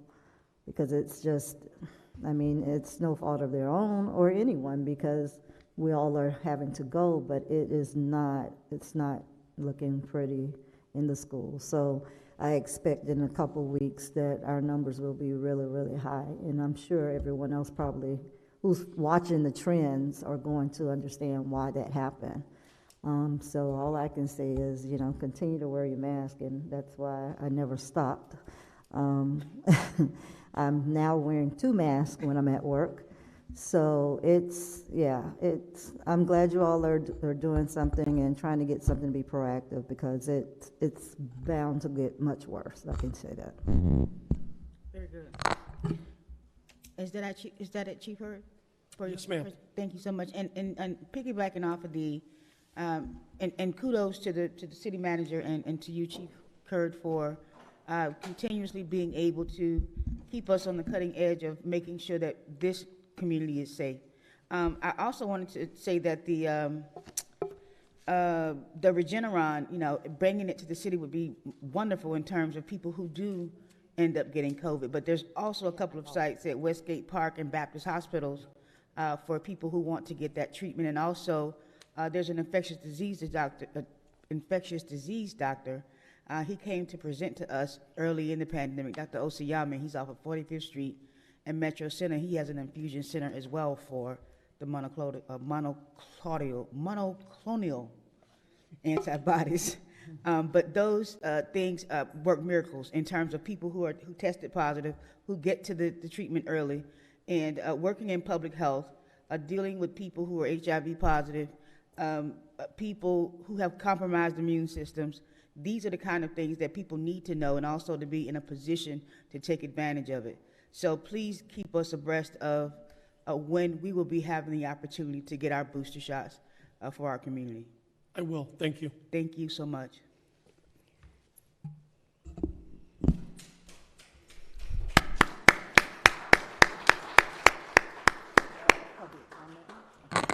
Yes, we'll have a public comment for this presentation, please.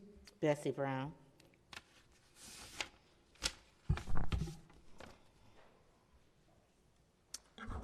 Good evening, Bessie Brown. I'd like to have a copy of all the backup for 6A because nothing was ever presented and it was an addition. I'd like to pick up a copy of backup of all this information that has to do with 6A tonight in the morning. Yes, ma'am. Could someone get with Ms. Brown before she leaves so that she can get this information, please? Thank you. Madam Chair? Yes, go Was ahead. the new part of it included regarding the quorum? Did we read the whole thing in the record, or? Once you pass that, then you'll be okay. Okay, okay. All right, very good. Oh, that takes effect. Yeah, tonight. Yes. I know, right? Very good. So if there are not any other comments in regards to this presentation, Madam Clerk? Councilperson Lawson, Yes. Councilperson Botel, Yes. Pro Tem Miller Anderson, Yes. Chair Lanier. Yes. Motion approved. Motion approved unanimously. Next item. Ordinance number 4177, an ordinance of the City Council of the City of Riviera Beach, Palm Beach County, Florida, amending Chapter 5 of the Code of Ordinances entitled Elections, Section 5-2, parent A, entitled Filing and Qualification of Candidates for Mayoral and Council, providing for severability, conflicts, and codification, and providing for an effective date. Madam Chair, members of the board, we do not have public comment on this item. The acceptance of public comment cards on this item is now closed. Motion? Make a motion, we approve ordinance number 4177. Second. Second. Very good. Mr. Evans? Madam Chair and members of the board, I ask that the city clerk present this item. Madam Chair, members of the board, as you all recall from our last city council meeting when this item was on the agenda for first reading, this item is presented as a result of a communication that was received from the Palm Beach County Supervisor of Elections Office requesting that all items be into her office no later than the 95th day prior to the election day. In the communication in which Ms. Satori Link provided, she used the example of December 3rd would be the 95th day before the March 8th, 2022 election. And if we chose December 3rd, that is exactly 95 days, and it would not provide the office of the city clerk with the time needed to get the language translated into Spanish and Creole as required and requested and presented to the Supervisor of Elections Office in a timely manner. The information that is included in the ordinance is the first Tuesday of November to the third Tuesday in November, providing more than 95 days. If you include the weekends, and a little short of 95 days if you do not provide include the weekends. This will give the office of the city clerk the time needed to get the language for the ballot translated and into the Supervisor of Elections office. Anyone have any questions? Yeah, so what date are we looking at instead of December 3rd? What date would it be? You don't actually give exact dates. We put a time frame in the Code of Ordinances because your dates change from year to year. So if the ordinance is approved on second reading tonight, the first Tuesday in November would be, let me pull up my calendar here. The first Tuesday in November is November 2nd, and the third Tuesday in November is November 16th. So it would be between those two dates? Qualifying that the time frame that's been proffered in the ordinance is the first Tuesday in November to the third Tuesday in November. The dates for the first Tuesday of November for this year for the upcoming 2022 election is November 2nd, with qualifying to close on November 16th. Okay. So that would be a whole month before, basically, because it was December 3rd the last year? She put in her communication an example of December 3rd. December 3rd is exactly 95 days. I see. I see now, yes. Okay. Very good. Any additional questions? I'm more than happy to answer. Do we have any public comments for this item? No, Madam Chair. Okay, call the question, please. Councilperson Lawson? Yes. Councilperson Botel? Yes. Pro Tem Miller Anderson? Yes. Chair Lanier? Yes. Motion approved. Unanimous vote. Number 8. Ordinance number 4175, an ordinance of the City Council of the City of Riviera Beach, Palm Beach County, Florida, amending Chapter 25 of the city's Code of Ordinances entitled Floodplain Management in order to specify elevation of manufactured homes and flood hazard areas, to provide criteria for accessory structures in flood hazard areas, to repeal Chapter 25 Exhibit A, providing for applicability, repeal of laws and conflict, severability and codification, and providing for an effective date. Madam Chair, members of the board, we do not have public comment cards on this item. The acceptance of public comment cards on this item is now closed. Mr. Evans? I make a motion to approve ordinance 4175. Second. Very good. Mr. Evans? Madam Chair, members of the board, if I could have Director of Development Services, Mr. Clarence Sherman, make this presentation. Mr. Sermons? Good evening, Madam Chair, members of the council, and Madam Attorney. Again, I am Clarence Sherman, Director of Development Services, before you to present this item related to amendments to Chapter 25, which governs floodplain management in the city of Riviera Beach. As you all are probably aware from your materials and other operations around the city, that we are a part of the National Flood Insurance Program, and it is through that program that allows residents of the city to acquire flood insurance. As a part or a participant in that program, we also participate in the community rating system. The community rating system governs the rates that citizens of the city pay for flood insurance. The better the city's rating, the lower their prices are for flood insurance. In order to improve our rating, we are bringing forth this ordinance amendment to incorporate language that would put us in a better standing with the CRS or community rating system. We have recently submitted our packet, and one of the prerequisites for us to move into a better rating range is to amend our floodplain ordinance as presented before you tonight. The main changes related to mobile homes and the elevation of them, and there are additionally some miscellaneous changes throughout the document, updating some definitions and removing others that are not relevant.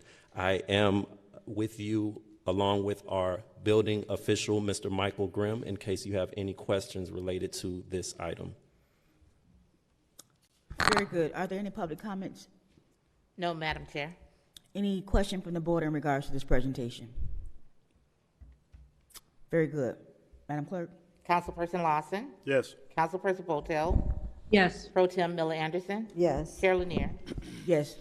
Motion approved. Unanimous vote. Number 9.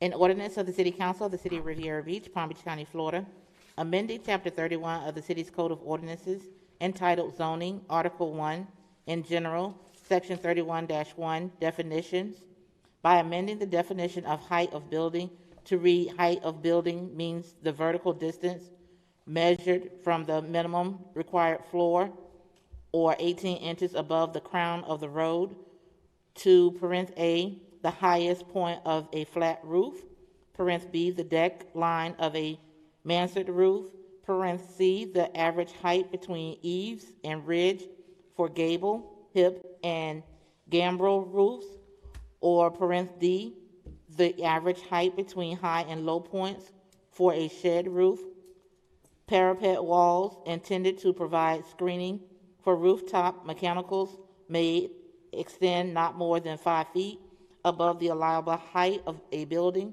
providing for severability and conflicts, providing for codification, and providing for an effective date.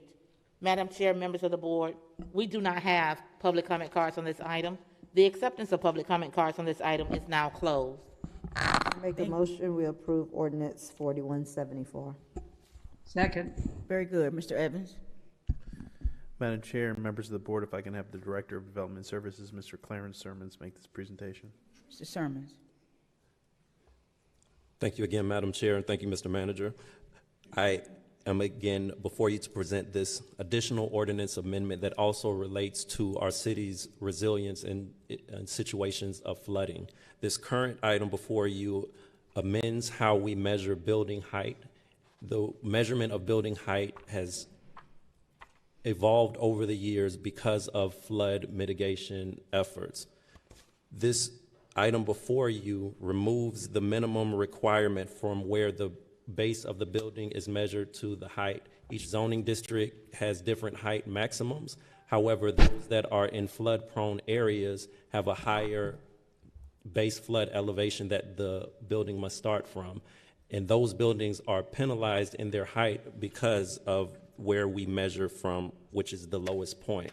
Right now, this ordinance before you proposes that the minimum required floor elevation be 18 inches above the crown of the road or the minimum required floor elevation. This will allow developers to get the full allowance of the height maximums of their zoning district, and they won't be penalized based on the flood zone, and they additionally will not be penalized for screening mechanical equipment, which may be on the roof of buildings that have flat roofs. For example, mechanical systems, AC units, and things of that nature that would be on the roof. Many of these buildings will have a parapet wall that screens them so they are not seen from the street and from their neighbors. They won't be penalized for that screening when it comes to measuring the height of their building. We believe this amendment will improve the quality of development products that we have in the city, and we recommend it for approval. And I am available if there are any questions. Good. Any questions for Mr. Sherman? Excellent. Madam Chair, I'm sorry, that's me. Madam Clerk. Councilperson Botel. Yes. Councilperson Lawson. Yes. Pro Tem Miller Anderson. Yes. Chair Lanier. Yes. Motion approved. Thank you. Unanimous vote. They laugh. We'll move on to number 10. Resolution number 83-21, a resolution of the City Council of the City of Riviera Beach, Palm Beach County, Florida, approving plat application from Riviera Beach Community Redevelopment Agency to combine 3 contiguous lots of record into one lot totaling approximately 0.45 acres in land area for the real property located at 200 West Blue Heron Boulevard, associated with parcel control number 564342280400600220, having a downtown mixed-use future land use designation and a downtown general zoning designation, providing for conditions of approval and providing for an effective date. Madam Chair, members of the board, we do not have public comment cards on this item. The acceptance of public comment cards on this item is now closed. Very good. Motion? Accept the resolution approving the plat application. Second. Very good. Mr. Evans. Madam Chair and members of the board, if I can have the Director of Development Services present this item, Mr. Clarence Sherman, and we also do have the CRA's consultant, Mr. Paul Skyers, to answer any questions that may come up related to the project. Very good. Mr. Sherman. Thank you, Madam Chair. Thank you again, Mr. Manager. Good evening again, members of the board and Madam Attorney. I am before you to present this plat application as read into the record.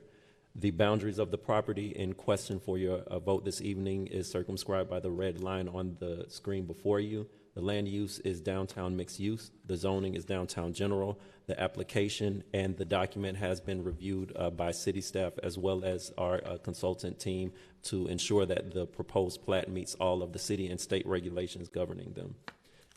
This image before you now shows the current configuration of 3 lots from the previous plat of this area.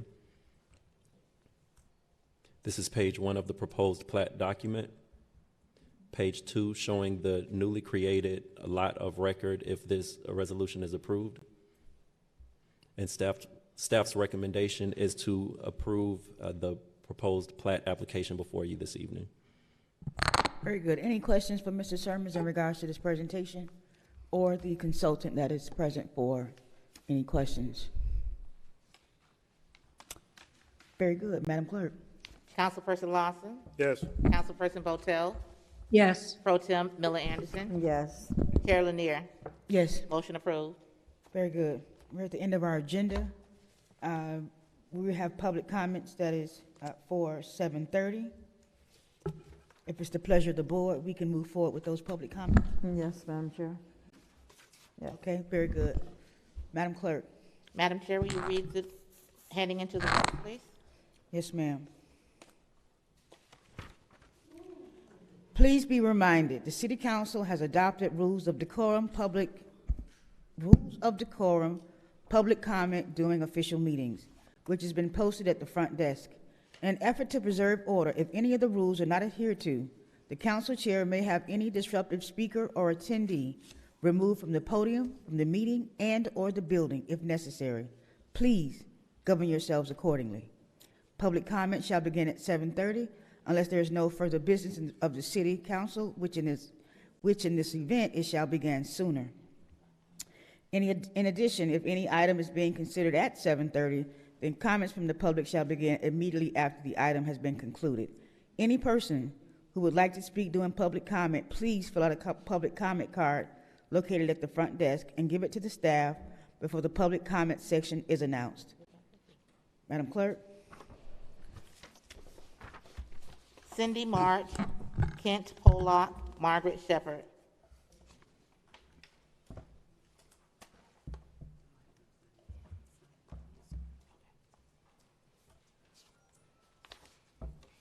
Good evening.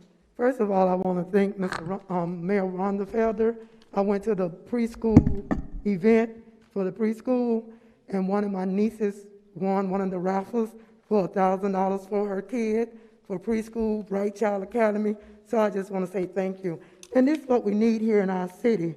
We need to find unity for our youth, our senior citizens, instead of embezzling money or misplacing money or not using the money appropriately, because we are taxpayers. And the only reason why I'm bringing up what we went through last week in federal court is because you have these individuals that keep coming in here, going on social media, misleading, throwing rocks and hiding their hand for Julia Botel. The truth's gonna come out. It's not over till God says it's over. How do you get a $49 million hotel spa on Singer Island for a permit when it was supposed to be $375 million? Somebody gonna have to answer to that, because y'all said it wasn't no corruption in Riviera. Then you had Cold Storage to build a building, 90% of the building with no kind of inspection. Somebody gonna answer to that. The city manager come back making more than what he sued for, plus he the CR director and getting money for the CR director. Somebody gonna answer to that. So let's not go and discuss something on social media if you can't come face to face with the truth, okay? Because they wouldn't have paid nothing if they didn't do no wrong. So we're gonna leave that right there, okay? Number 2, super spreader for the COVID. Botel is out. His aide is here. Did he not have contact with Botel? Shouldn't he be in quarantine, or shouldn't he go get tested? J.B. Dixon, shouldn't she be out or quarantined or be tested? COVID is nothing to play with. I had to learn how to walk all over again. So I know about COVID. I lost family members due to COVID, and I'm quite sure you all too. So somebody need to look into that. Thank you, Ms. March. Kent Pollock, Margaret Shepherd, William Wiley. Good evening. My name is Kent Pollock. I am the Homeowners Association Vice President, as well as the Community Development District Chairperson, the Vice Chair over at the Marsh Harbor District, and I bring you greetings from our city, where we have 403 units, 403 owners that we represent. I had the pleasure of going to several of the charrettes and forums that you had, and I'm disheartened by one thing that I saw in the forum that talked about the fire stations that were being built. There was a lot of conversations about the conditions of those fire stations where these firemen are working in, and I just feel sad, and I really applaud them for their efforts, because even in that condition, many of them have tenures of 10, 12, 13, 14, 15, 16, 18, 20-something years. Most people, including myself, I wouldn't be around if the conditions in that place. So I'm actually here to ask that you guys really consider. I know that this is not the board that created that problem, but this is the board that can fix that problem. So we need to move expeditiously and drive these the consideration for getting these fire stations put in place. It's going to take, what, 12 to 24 months to build a fire station, which means that those same fire people who are pillars of this community. Most of them reside here, from what I understand, okay? They have to still work in those conditions. So hopefully as they're building those fire stations, we also are making provisions and plans to accommodate them a little bit better so they don't have to deal with that while those stations are in place. I also had the pleasure of hearing a lot of issues and concerns that were brought up in these forums about how many people attend these meetings, how many people are here to make the decisions. Prior to coming to this community 6.5 years ago, I used to live in Miami-Dade County. I served for 35 years in several different communities. And the reality is, the same 15 or 20 people that you see here are the same 15 or 20 people that we dealt with in those same forums for 35 years, and results were being made. Things were happening. So I'm going to say this. Sometimes you can't wait on the crowd. You have to get that engine going, get the train moving at a slow pace so anybody who wants to jump on can jump on when they decide, including myself. Most of you haven't seen me. I've only been participating in this community because I sit here, first time speaking. I sit here, I observe, and I play. I watch this on TV. Something told me, you know what, you got to get up and make some things happen, because some of the times I've had things that I wanted to say, I said up to my TV and nobody heard me, nothing happened, all right? So I'm on board, I'm here now, and you'll be seeing me soon. Thank you. Thank you, sir. Margaret Shepherd, William Wiley, Bessie Brown.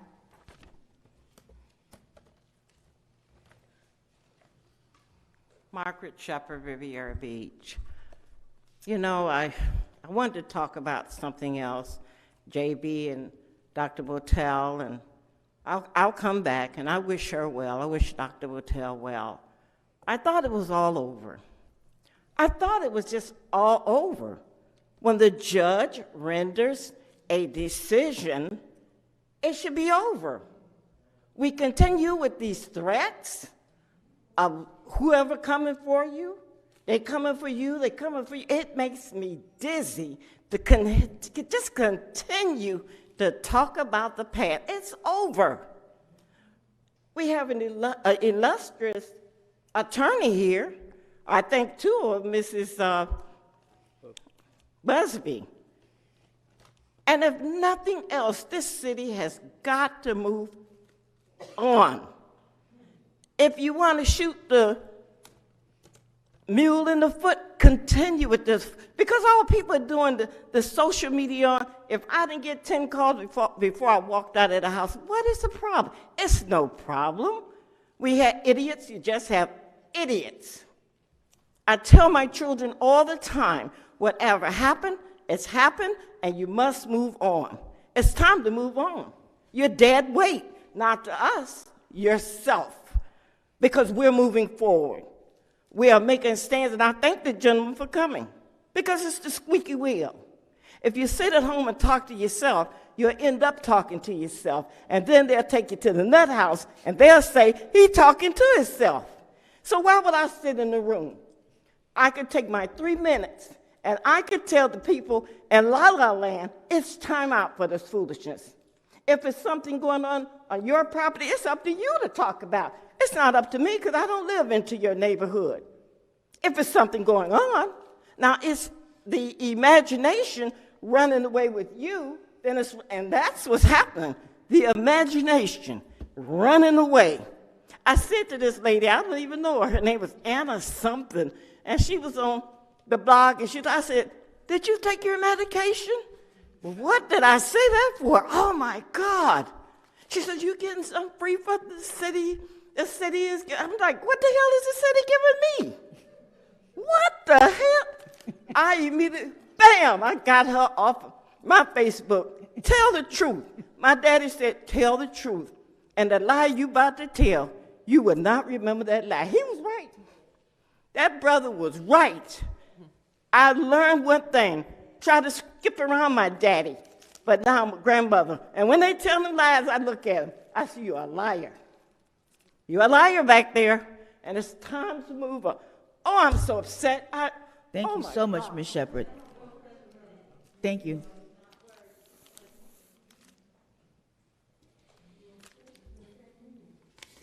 William Wiley, Bessie Brown, Doretta Hall. Let's not have the crosstalk.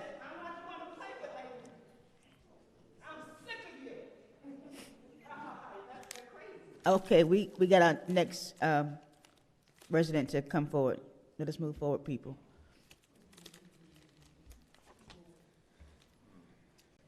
Don't look over here.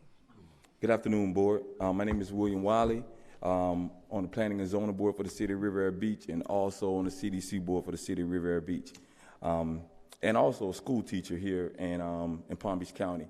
I had a couple topics that I really wanted to stress today because there was some things that disappointed me, and the more and more I'm involved with my city, the more and more disappointed I get with some of the activities of some personnel from council about the misinformation and a lot of I guess, a show of disinterest that we have in our city and giving our kids and giving our community and giving our senior citizens bad information.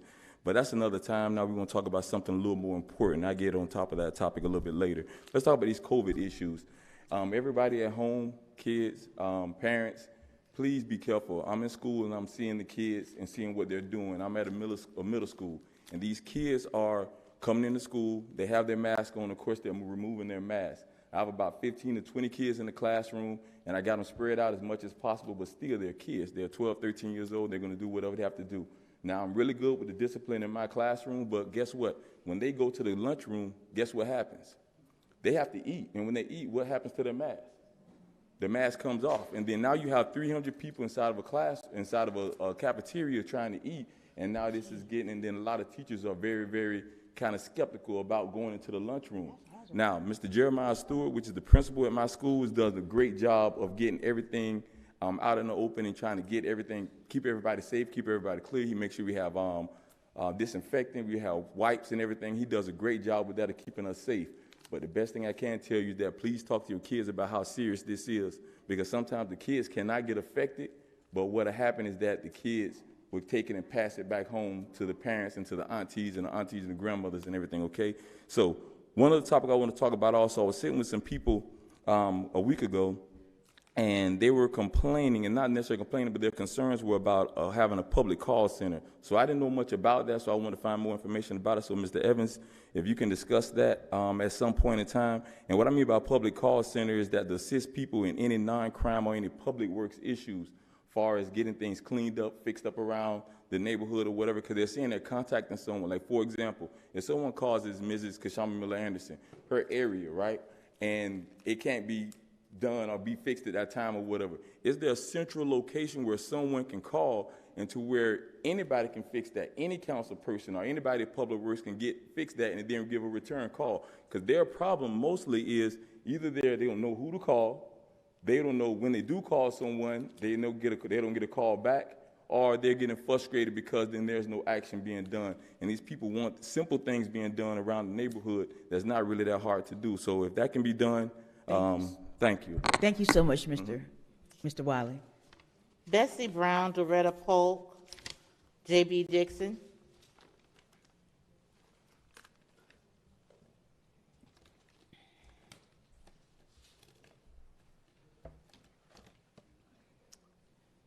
Good evening. I understand Ms. Botel has COVID, and Sammy is sitting in here, and I know does he need to be quarantined or whatever, because I don't want it. Thank you, Ms. Brown. Doretta Polk, J.B. Dixon, Mary Bram.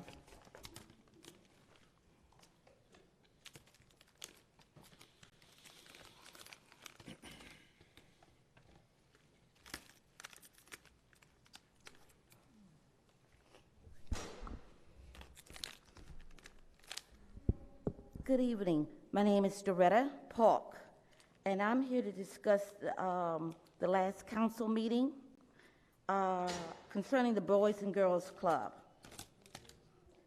I thought this was very appalling, and our children did not deserve this decision. And when it came to Mr. Councilman Tractor McCoy saying that he wanted the MLU taken off the table totally, then that was voted down. Then also you, Mr. Councilperson Douglas Lawson, you said that you just wanted it suspended for now and come back to it, and that was voted unanimously, only one dissenting. That was Ms. Kashamba Miller. She talked to the whole board concerning the value of the Boys and Girls Club. The Boys and Girls Club is known all around the world. It's essential. I think it was essential for our children to have a collaboration with the Boys and Girls Club. There was a mother here stating that her child is very challenging at school and also at home. The Boys and Girls Club have mentors there. They have mental health counselors there. They have instructors, teachers who are certified and can help our children with different avenues that they're having problems with in school, from reading to mathematics. I think this was a win-win for the children of Riviera Beach. This is, I think, is why contractors do not want to come to the city of Riviera Beach, because of this decipherment. And I think it was wrong that you all did this. You had a retired person by the name of Mrs. Burgess came up and said that she even wants to volunteer for the Parks and Recreation, and she has not been approved as of yet. There's something not right here, and it's certainly not Mr. Blankenship. Now, I just want to tell, I don't know how you can even write this wrong, because I think it's off the table now, but it's very, very destructive that was done to these innocent children who need the help, a helping hand, and that's what they were here for. And I thank you very much. And also, I think about this COVID, the fire chief said about congregating. I think, Mayor, would you like to think about, because you're having the seniors over for a luncheon, would you like to think about that? Because Thank you this is so much. us who. Yes, thank you so much, Ms. All Paul. right, thank you very much. Thank you. J.B. Dixon, Mary Graham.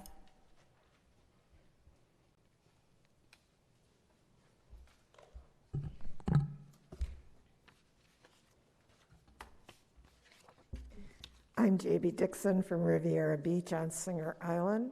I couldn't hear one of the other speakers, but she seemed to be talking about me and Sam and something about a spreading COVID thing. I just wanted to reassure you that I happen to know Sam Brown had a test yesterday and another test today. He's negative. I also had a test today. I'm negative. So don't be afraid to kiss me goodbye, okay? I'm not a diseased wretch yet. I really wanted to come to the podium tonight to congratulate the council and the city for its very impressive win in the lawsuit that was decided on Monday. And I know that the chief counsel, Dawn Wynn, and her staff worked very hard, and I think brought a lot of honor to this city to see how well they presented the city's case. And certainly to come away with, saving us millions of dollars and having everything that the jury said there was just part of one complaint, and that's the only reason any money was awarded, but $60,000 sounds really good compared to $3 million. So I, again, wanted to say that it wasn't just the win, I think, that matters, that you need to be congratulated for, but the very attitude of the council. It makes me very proud that you all signed on to that battle. You proceeded with it. You did not give in to the intimidating circumstances of, I'm going to sue you for this, I'm going to sue you for that. You didn't roll over and settle, which previous councils have certainly done. And I think that sends a message, not only to other cities about how we have changed, but it sends a message to those people out there who may be thinking of being litigants unfairly against us. And it says, hey, this is a new day in Riviera Beach. Don't think that you can come here and get what you used to get. This is a new council, it's a new administration, and it's definitely a new day. Don't mess with us unless you want to fight. I'm very proud of you. Thank you. Thank you. Mary Graham.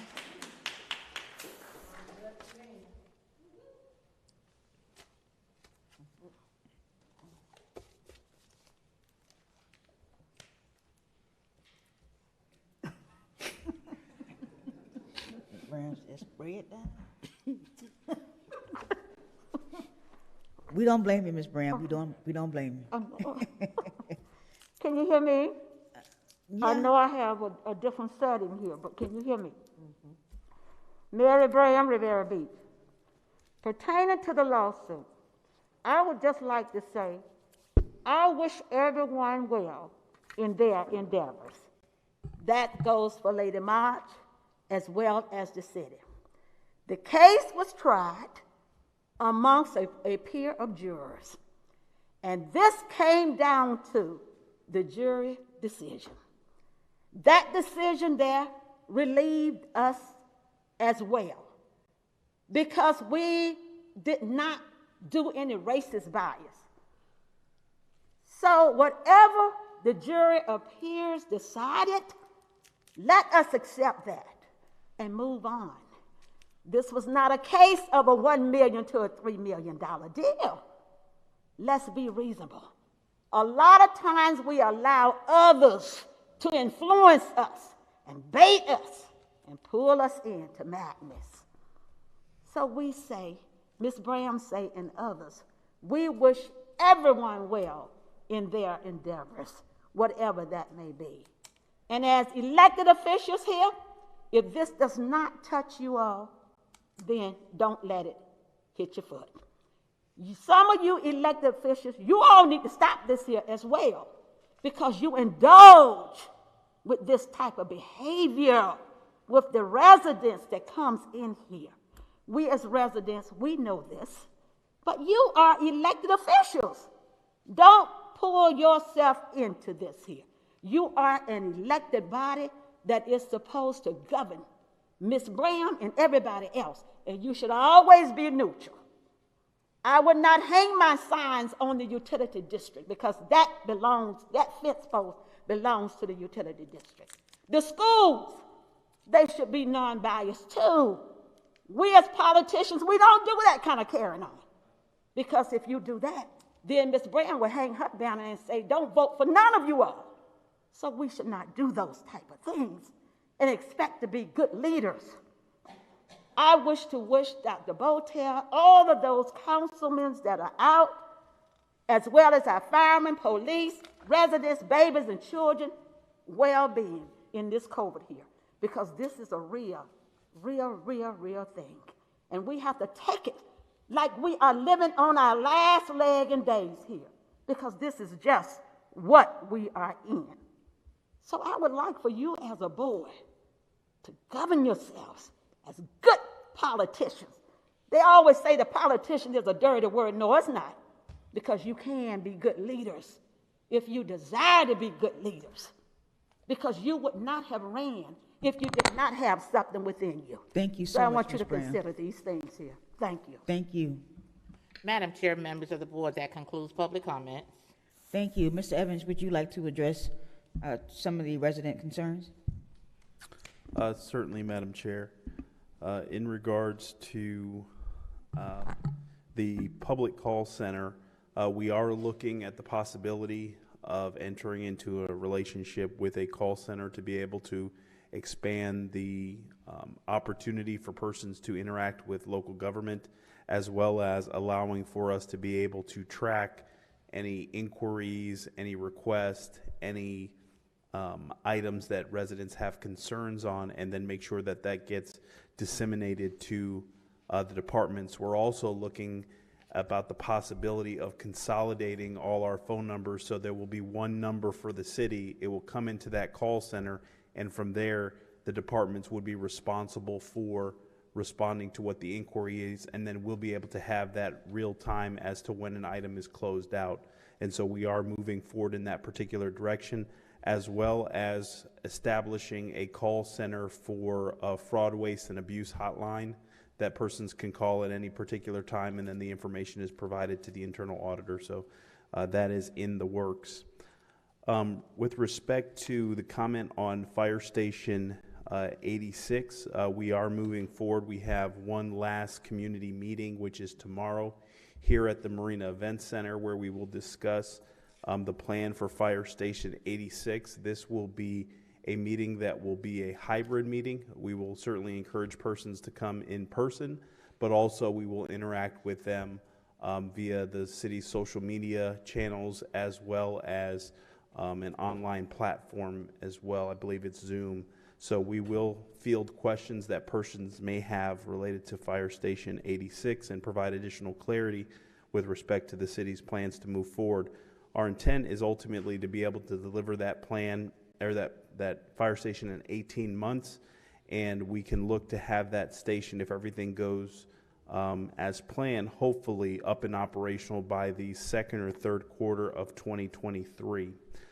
With respect to Mr. Sammy Brown, it is prohibited by federal law to talk about protected personal health information, and that is not something that I would do, but I can assure you that Mr. Brown would not be here if we were concerned. And so he has been working with Fire Chief Curd as well as our contact tracer, and I will leave that comment and remark there.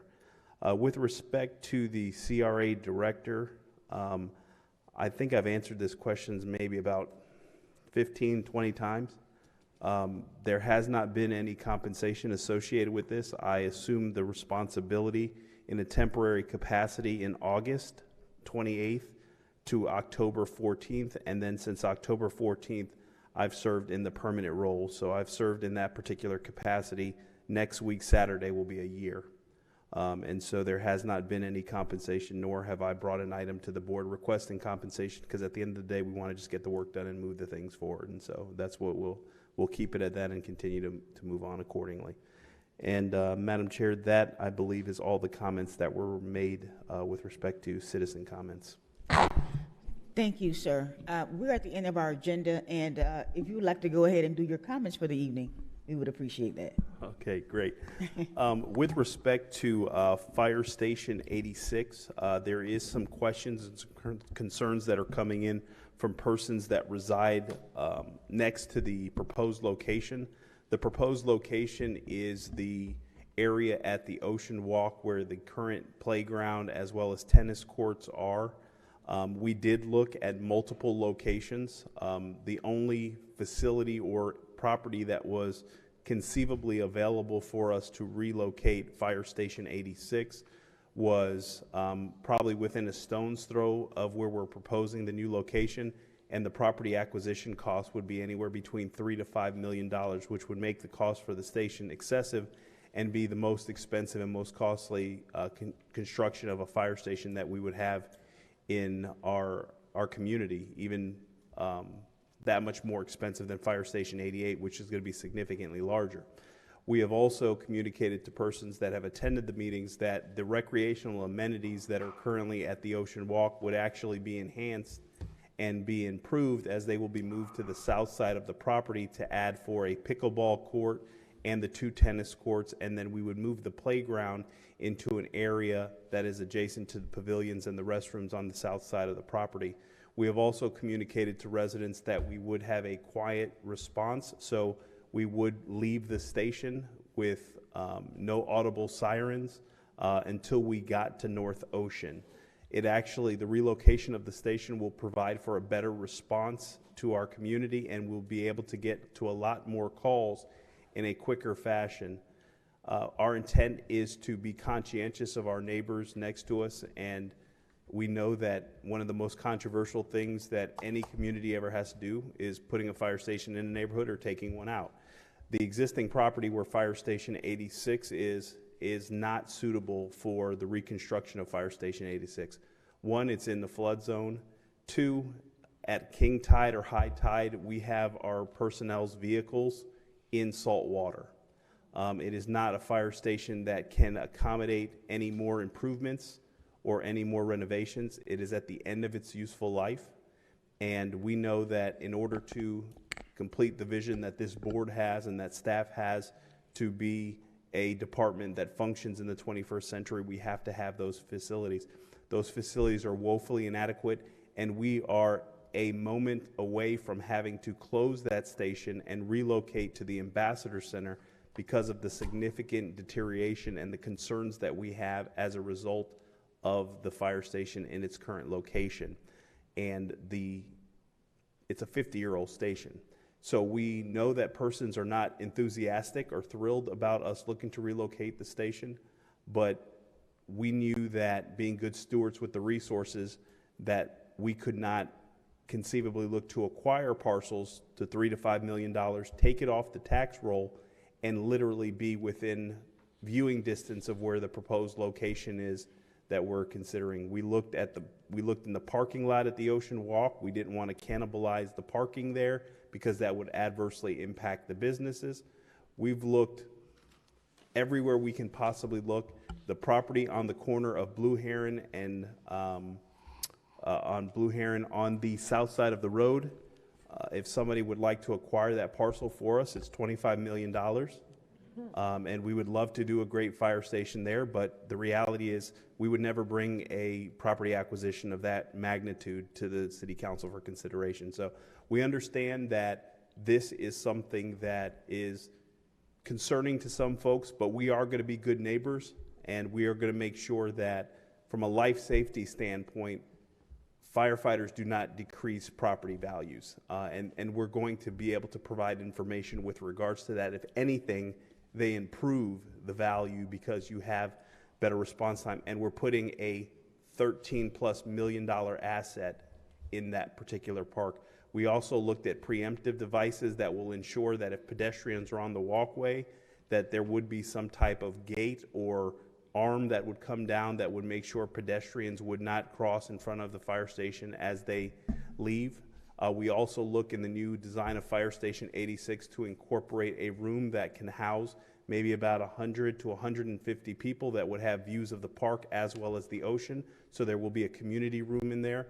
It will actually bring ocean rescue into the fire department, which ocean rescue, our lifeguards report to the fire department, as well as the ocean rescue guard facility that we have out of there. We would make renovations and improvements, and the ambassadors would actually have their office there and respond out of there as well. So you would have actually more people in the park that would create for a better public safety presence, all things considered. So we're going to get into that conversation with the community again tomorrow, and then there's a subsequent discussion that I believe Councilperson Botel is having at her town hall meeting, where we're going to discuss the item again, but then ultimately bringing it back before the board, because we want to marry these stations as close together as possible, because there's economies to scale that in the event that we tie the construction periods together, we can save hundreds of thousands of dollars.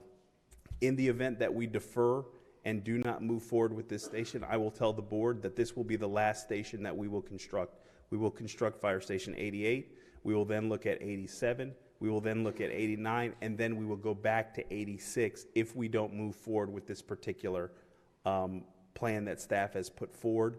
Fire Station 86, if we do defer it, we will have to move out of that station, and we will have to operate out of a temporary location. We believe that if we can get things lined up appropriately, we can hold on to that particular station, hopefully, for the next 18 months until the new station is constructed. So I did want to bring the board up to speed. You may get some emails and phone calls. We've offered to meet with persons, meet at HOA meetings to share with them, but we will have a live presentation tomorrow that will basically touch some of the items that I discussed in this particular item.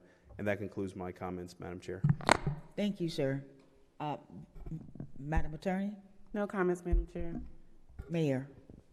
Thank you, Madam Chair. I just want to send well wishes to Dr. Botel, Councilman McCoy, and all of our staff that's battling COVID. Thank you, sir. Dr. Botel? Sorry. Thank you so much for all the kind words and wishes, well wishes from my colleagues and the community. I do feel much better today, believe me, than I did yesterday after that Regeneron treatment. In any case, as Mr. Evans said, our next quarterly town hall meeting will be on Tuesday, the 24th at the Ambassador Center. We had to change that date due to the conflict with the Thursday meeting, tomorrow's meeting. I hope people are able to join that meeting. Anyone from the Ritz in particular who has sent me emails about it, I've sent them the link so they can join even if they're up north. So I really hope they get there. As you might know, we've been planning a health fair for the entire community that's going to be held at Azure Estates, formerly Stony Brook. We've had to change the date for us. The original date I announced was in September, but the community center will not be ready yet. So it's going to be October 23rd from 11 to 4 at this point in time, unless something else happens with the community center. Sam took over for me in a great call today with the school district and Cheney Brothers on our CDL program. So we're moving forward with that. Very excited. I just saw in the paper today, the school district even wants drivers. So please, we're going to make Riviera Beach the driving capital of the world, in addition to other things that we're known and great for. I think that's all for now. Again, thank you so much for your kind words. Thank you. Mr. Lawson? Thank you, Madam Chair. First, I just want to start by congratulating our mayor and our finance team. Again, they improved our bond rating to a AA rating, and that's essentially putting our city in just a better position to where we're going to the bonding market. We just approved that we're going to the market for $35 million for our 2 fire stations, and with that increase in bond rating, it's essentially like the credit. We've increased and improved our credit as a city, so we're going to get a better interest rate when we go to the market. So congratulations, Mr. Sherman and Mr. Evans. You did a great job with that. On August 28th, we're going to be hosting a community forum at Station 88 on Singer Island. It's going to be a discussion to talk about an array of topics. Most importantly, we're going to discuss Station 88, and we're also going to be discussing Reimagine.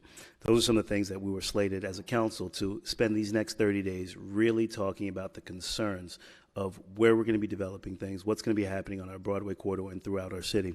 So our goal is to hear from as many residents as possible and to introduce our ideas to every resident directly. So please, if you're available to attend, it will be August 28th at 10 a.m. at the Fire Station 86. August 29th, we'll be hosting a mental health forum for parents. It's going to be held at the Promenade at the CRA starting at 6 p.m. That is a Sunday afternoon. So parents, that's going to be a night out for you to talk about mental health, an initiative that we've started many, many years ago. And we're actually looking to bring an advisory board to the city to really address and talk about mental health. So the Promenade on August 29th. And finally, September 13th, we'll be hosting a Broadway Business Corridor luncheon, and we'll be talking about the Reimagine edition. So the businesses on Broadway, what effects will happen with Marina Phase 2, with Reimagine Riviera Beach, and having a discussion with all the businesses on Broadway. Mr. Evans, thank you so much for everything you've done for the city so far. This team is moving everything forward. We're making a lot of progress, so I'm very excited. Thank you. Thank you. Pro Tem? Just wanted to see, get well soon, Dr. Botel and all of the others that are battling with COVID. Had 3 of my immediate family members that had it. 1 is still currently in the hospital. So it is definitely out there. I'm going to always tell people to continue to wear your mask and social distance.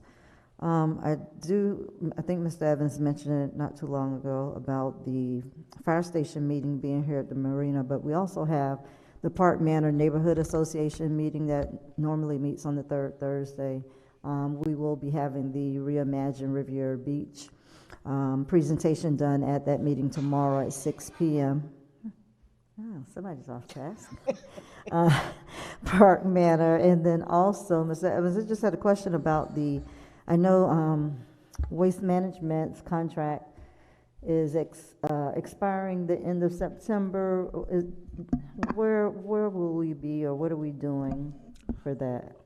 Madam Chair, if I may. Yes, go ahead. Legal and administration are working on that Okay. to bring that back before the board if it takes any action. I think the contract does allow for an extension, but I think there is some conversations that are happening between both entities. So if there is action that is necessary, we'll bring that back before you, but we are reviewing that and had conversations with legal about it. Okay, and that's it. Thank you so much, Madam Chair. Yes, thank you. Go ahead. Thank you, Madam Chair. Just a question, Mr. Evans. We were in a meeting recently, and you said that the American Rescue Plan, that there was a change in funding. Can you just give a quick information to the residents of what's going on with that? Absolutely. Thank you, Councilperson. Originally, we anticipated that we were going to get $14.9 million of our community's money back from the federal government, and we got the latest updated information. So we're projected to get $17 million back from the American Rescue Plan. So based on this board's action that you took to allocate these monies for the purposes of the new utility district, that's a substantial amount of money towards getting that project up and operational a lot quicker. Awesome. And residents, that's a big deal. That's a big chunk off of the money that we're trying to get this new water plant up and running. So that's thankful for our staff again and for federal government sending down those dollars for us. So thank you, Mr. Evans. Thank you. And I just wanted to briefly talk about thanks to city administration, the fire department for their efforts in testing and in vaccinations. If you are interested, there is testing every Tuesdays and Thursdays at Jay's Ministry from 10 to 4. There's testing for COVID every Monday, Wednesday, and Friday at Wells Recreation Center for 10 to 4. If you don't have the vaccine, there is a vaccination for free that you can get every Thursday from 10 to 4 at Wells Recreation Center. So if you're not vaccinated, you can get the vaccine. And if you're not vaccinated and if you're concerned about your status, you definitely need to get a test. There are a lot of people who are succumbing to COVID and to this Delta variant. People are getting COVID and are vaccinated. So you can imagine a person in a position that is not vaccinated.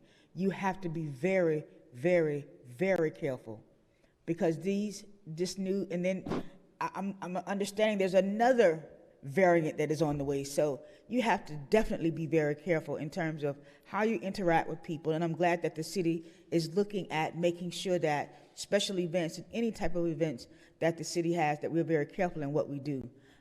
We have employees that have succumbed to COVID. So we have to be very careful. Everybody has someone who knows someone in their family who has had issues with COVID. So we definitely have to be on guard with that one. The Hope Dealers, I had told you some months ago that the Hope Dealers mentoring program has come to the city. Every Wednesday night from 6 to 8, they have young men from the ages of 13 to 21. They provide leadership development, social, emotional learning, and community services for those young men. On Thursday nights from 6 to 8, they have the young women. So please check out that mentoring program. It is an excellent program that talks about mental health and leadership in young people. And with that being said, thank you so much to the city employees for all the work that they do. And this meeting is adjourned.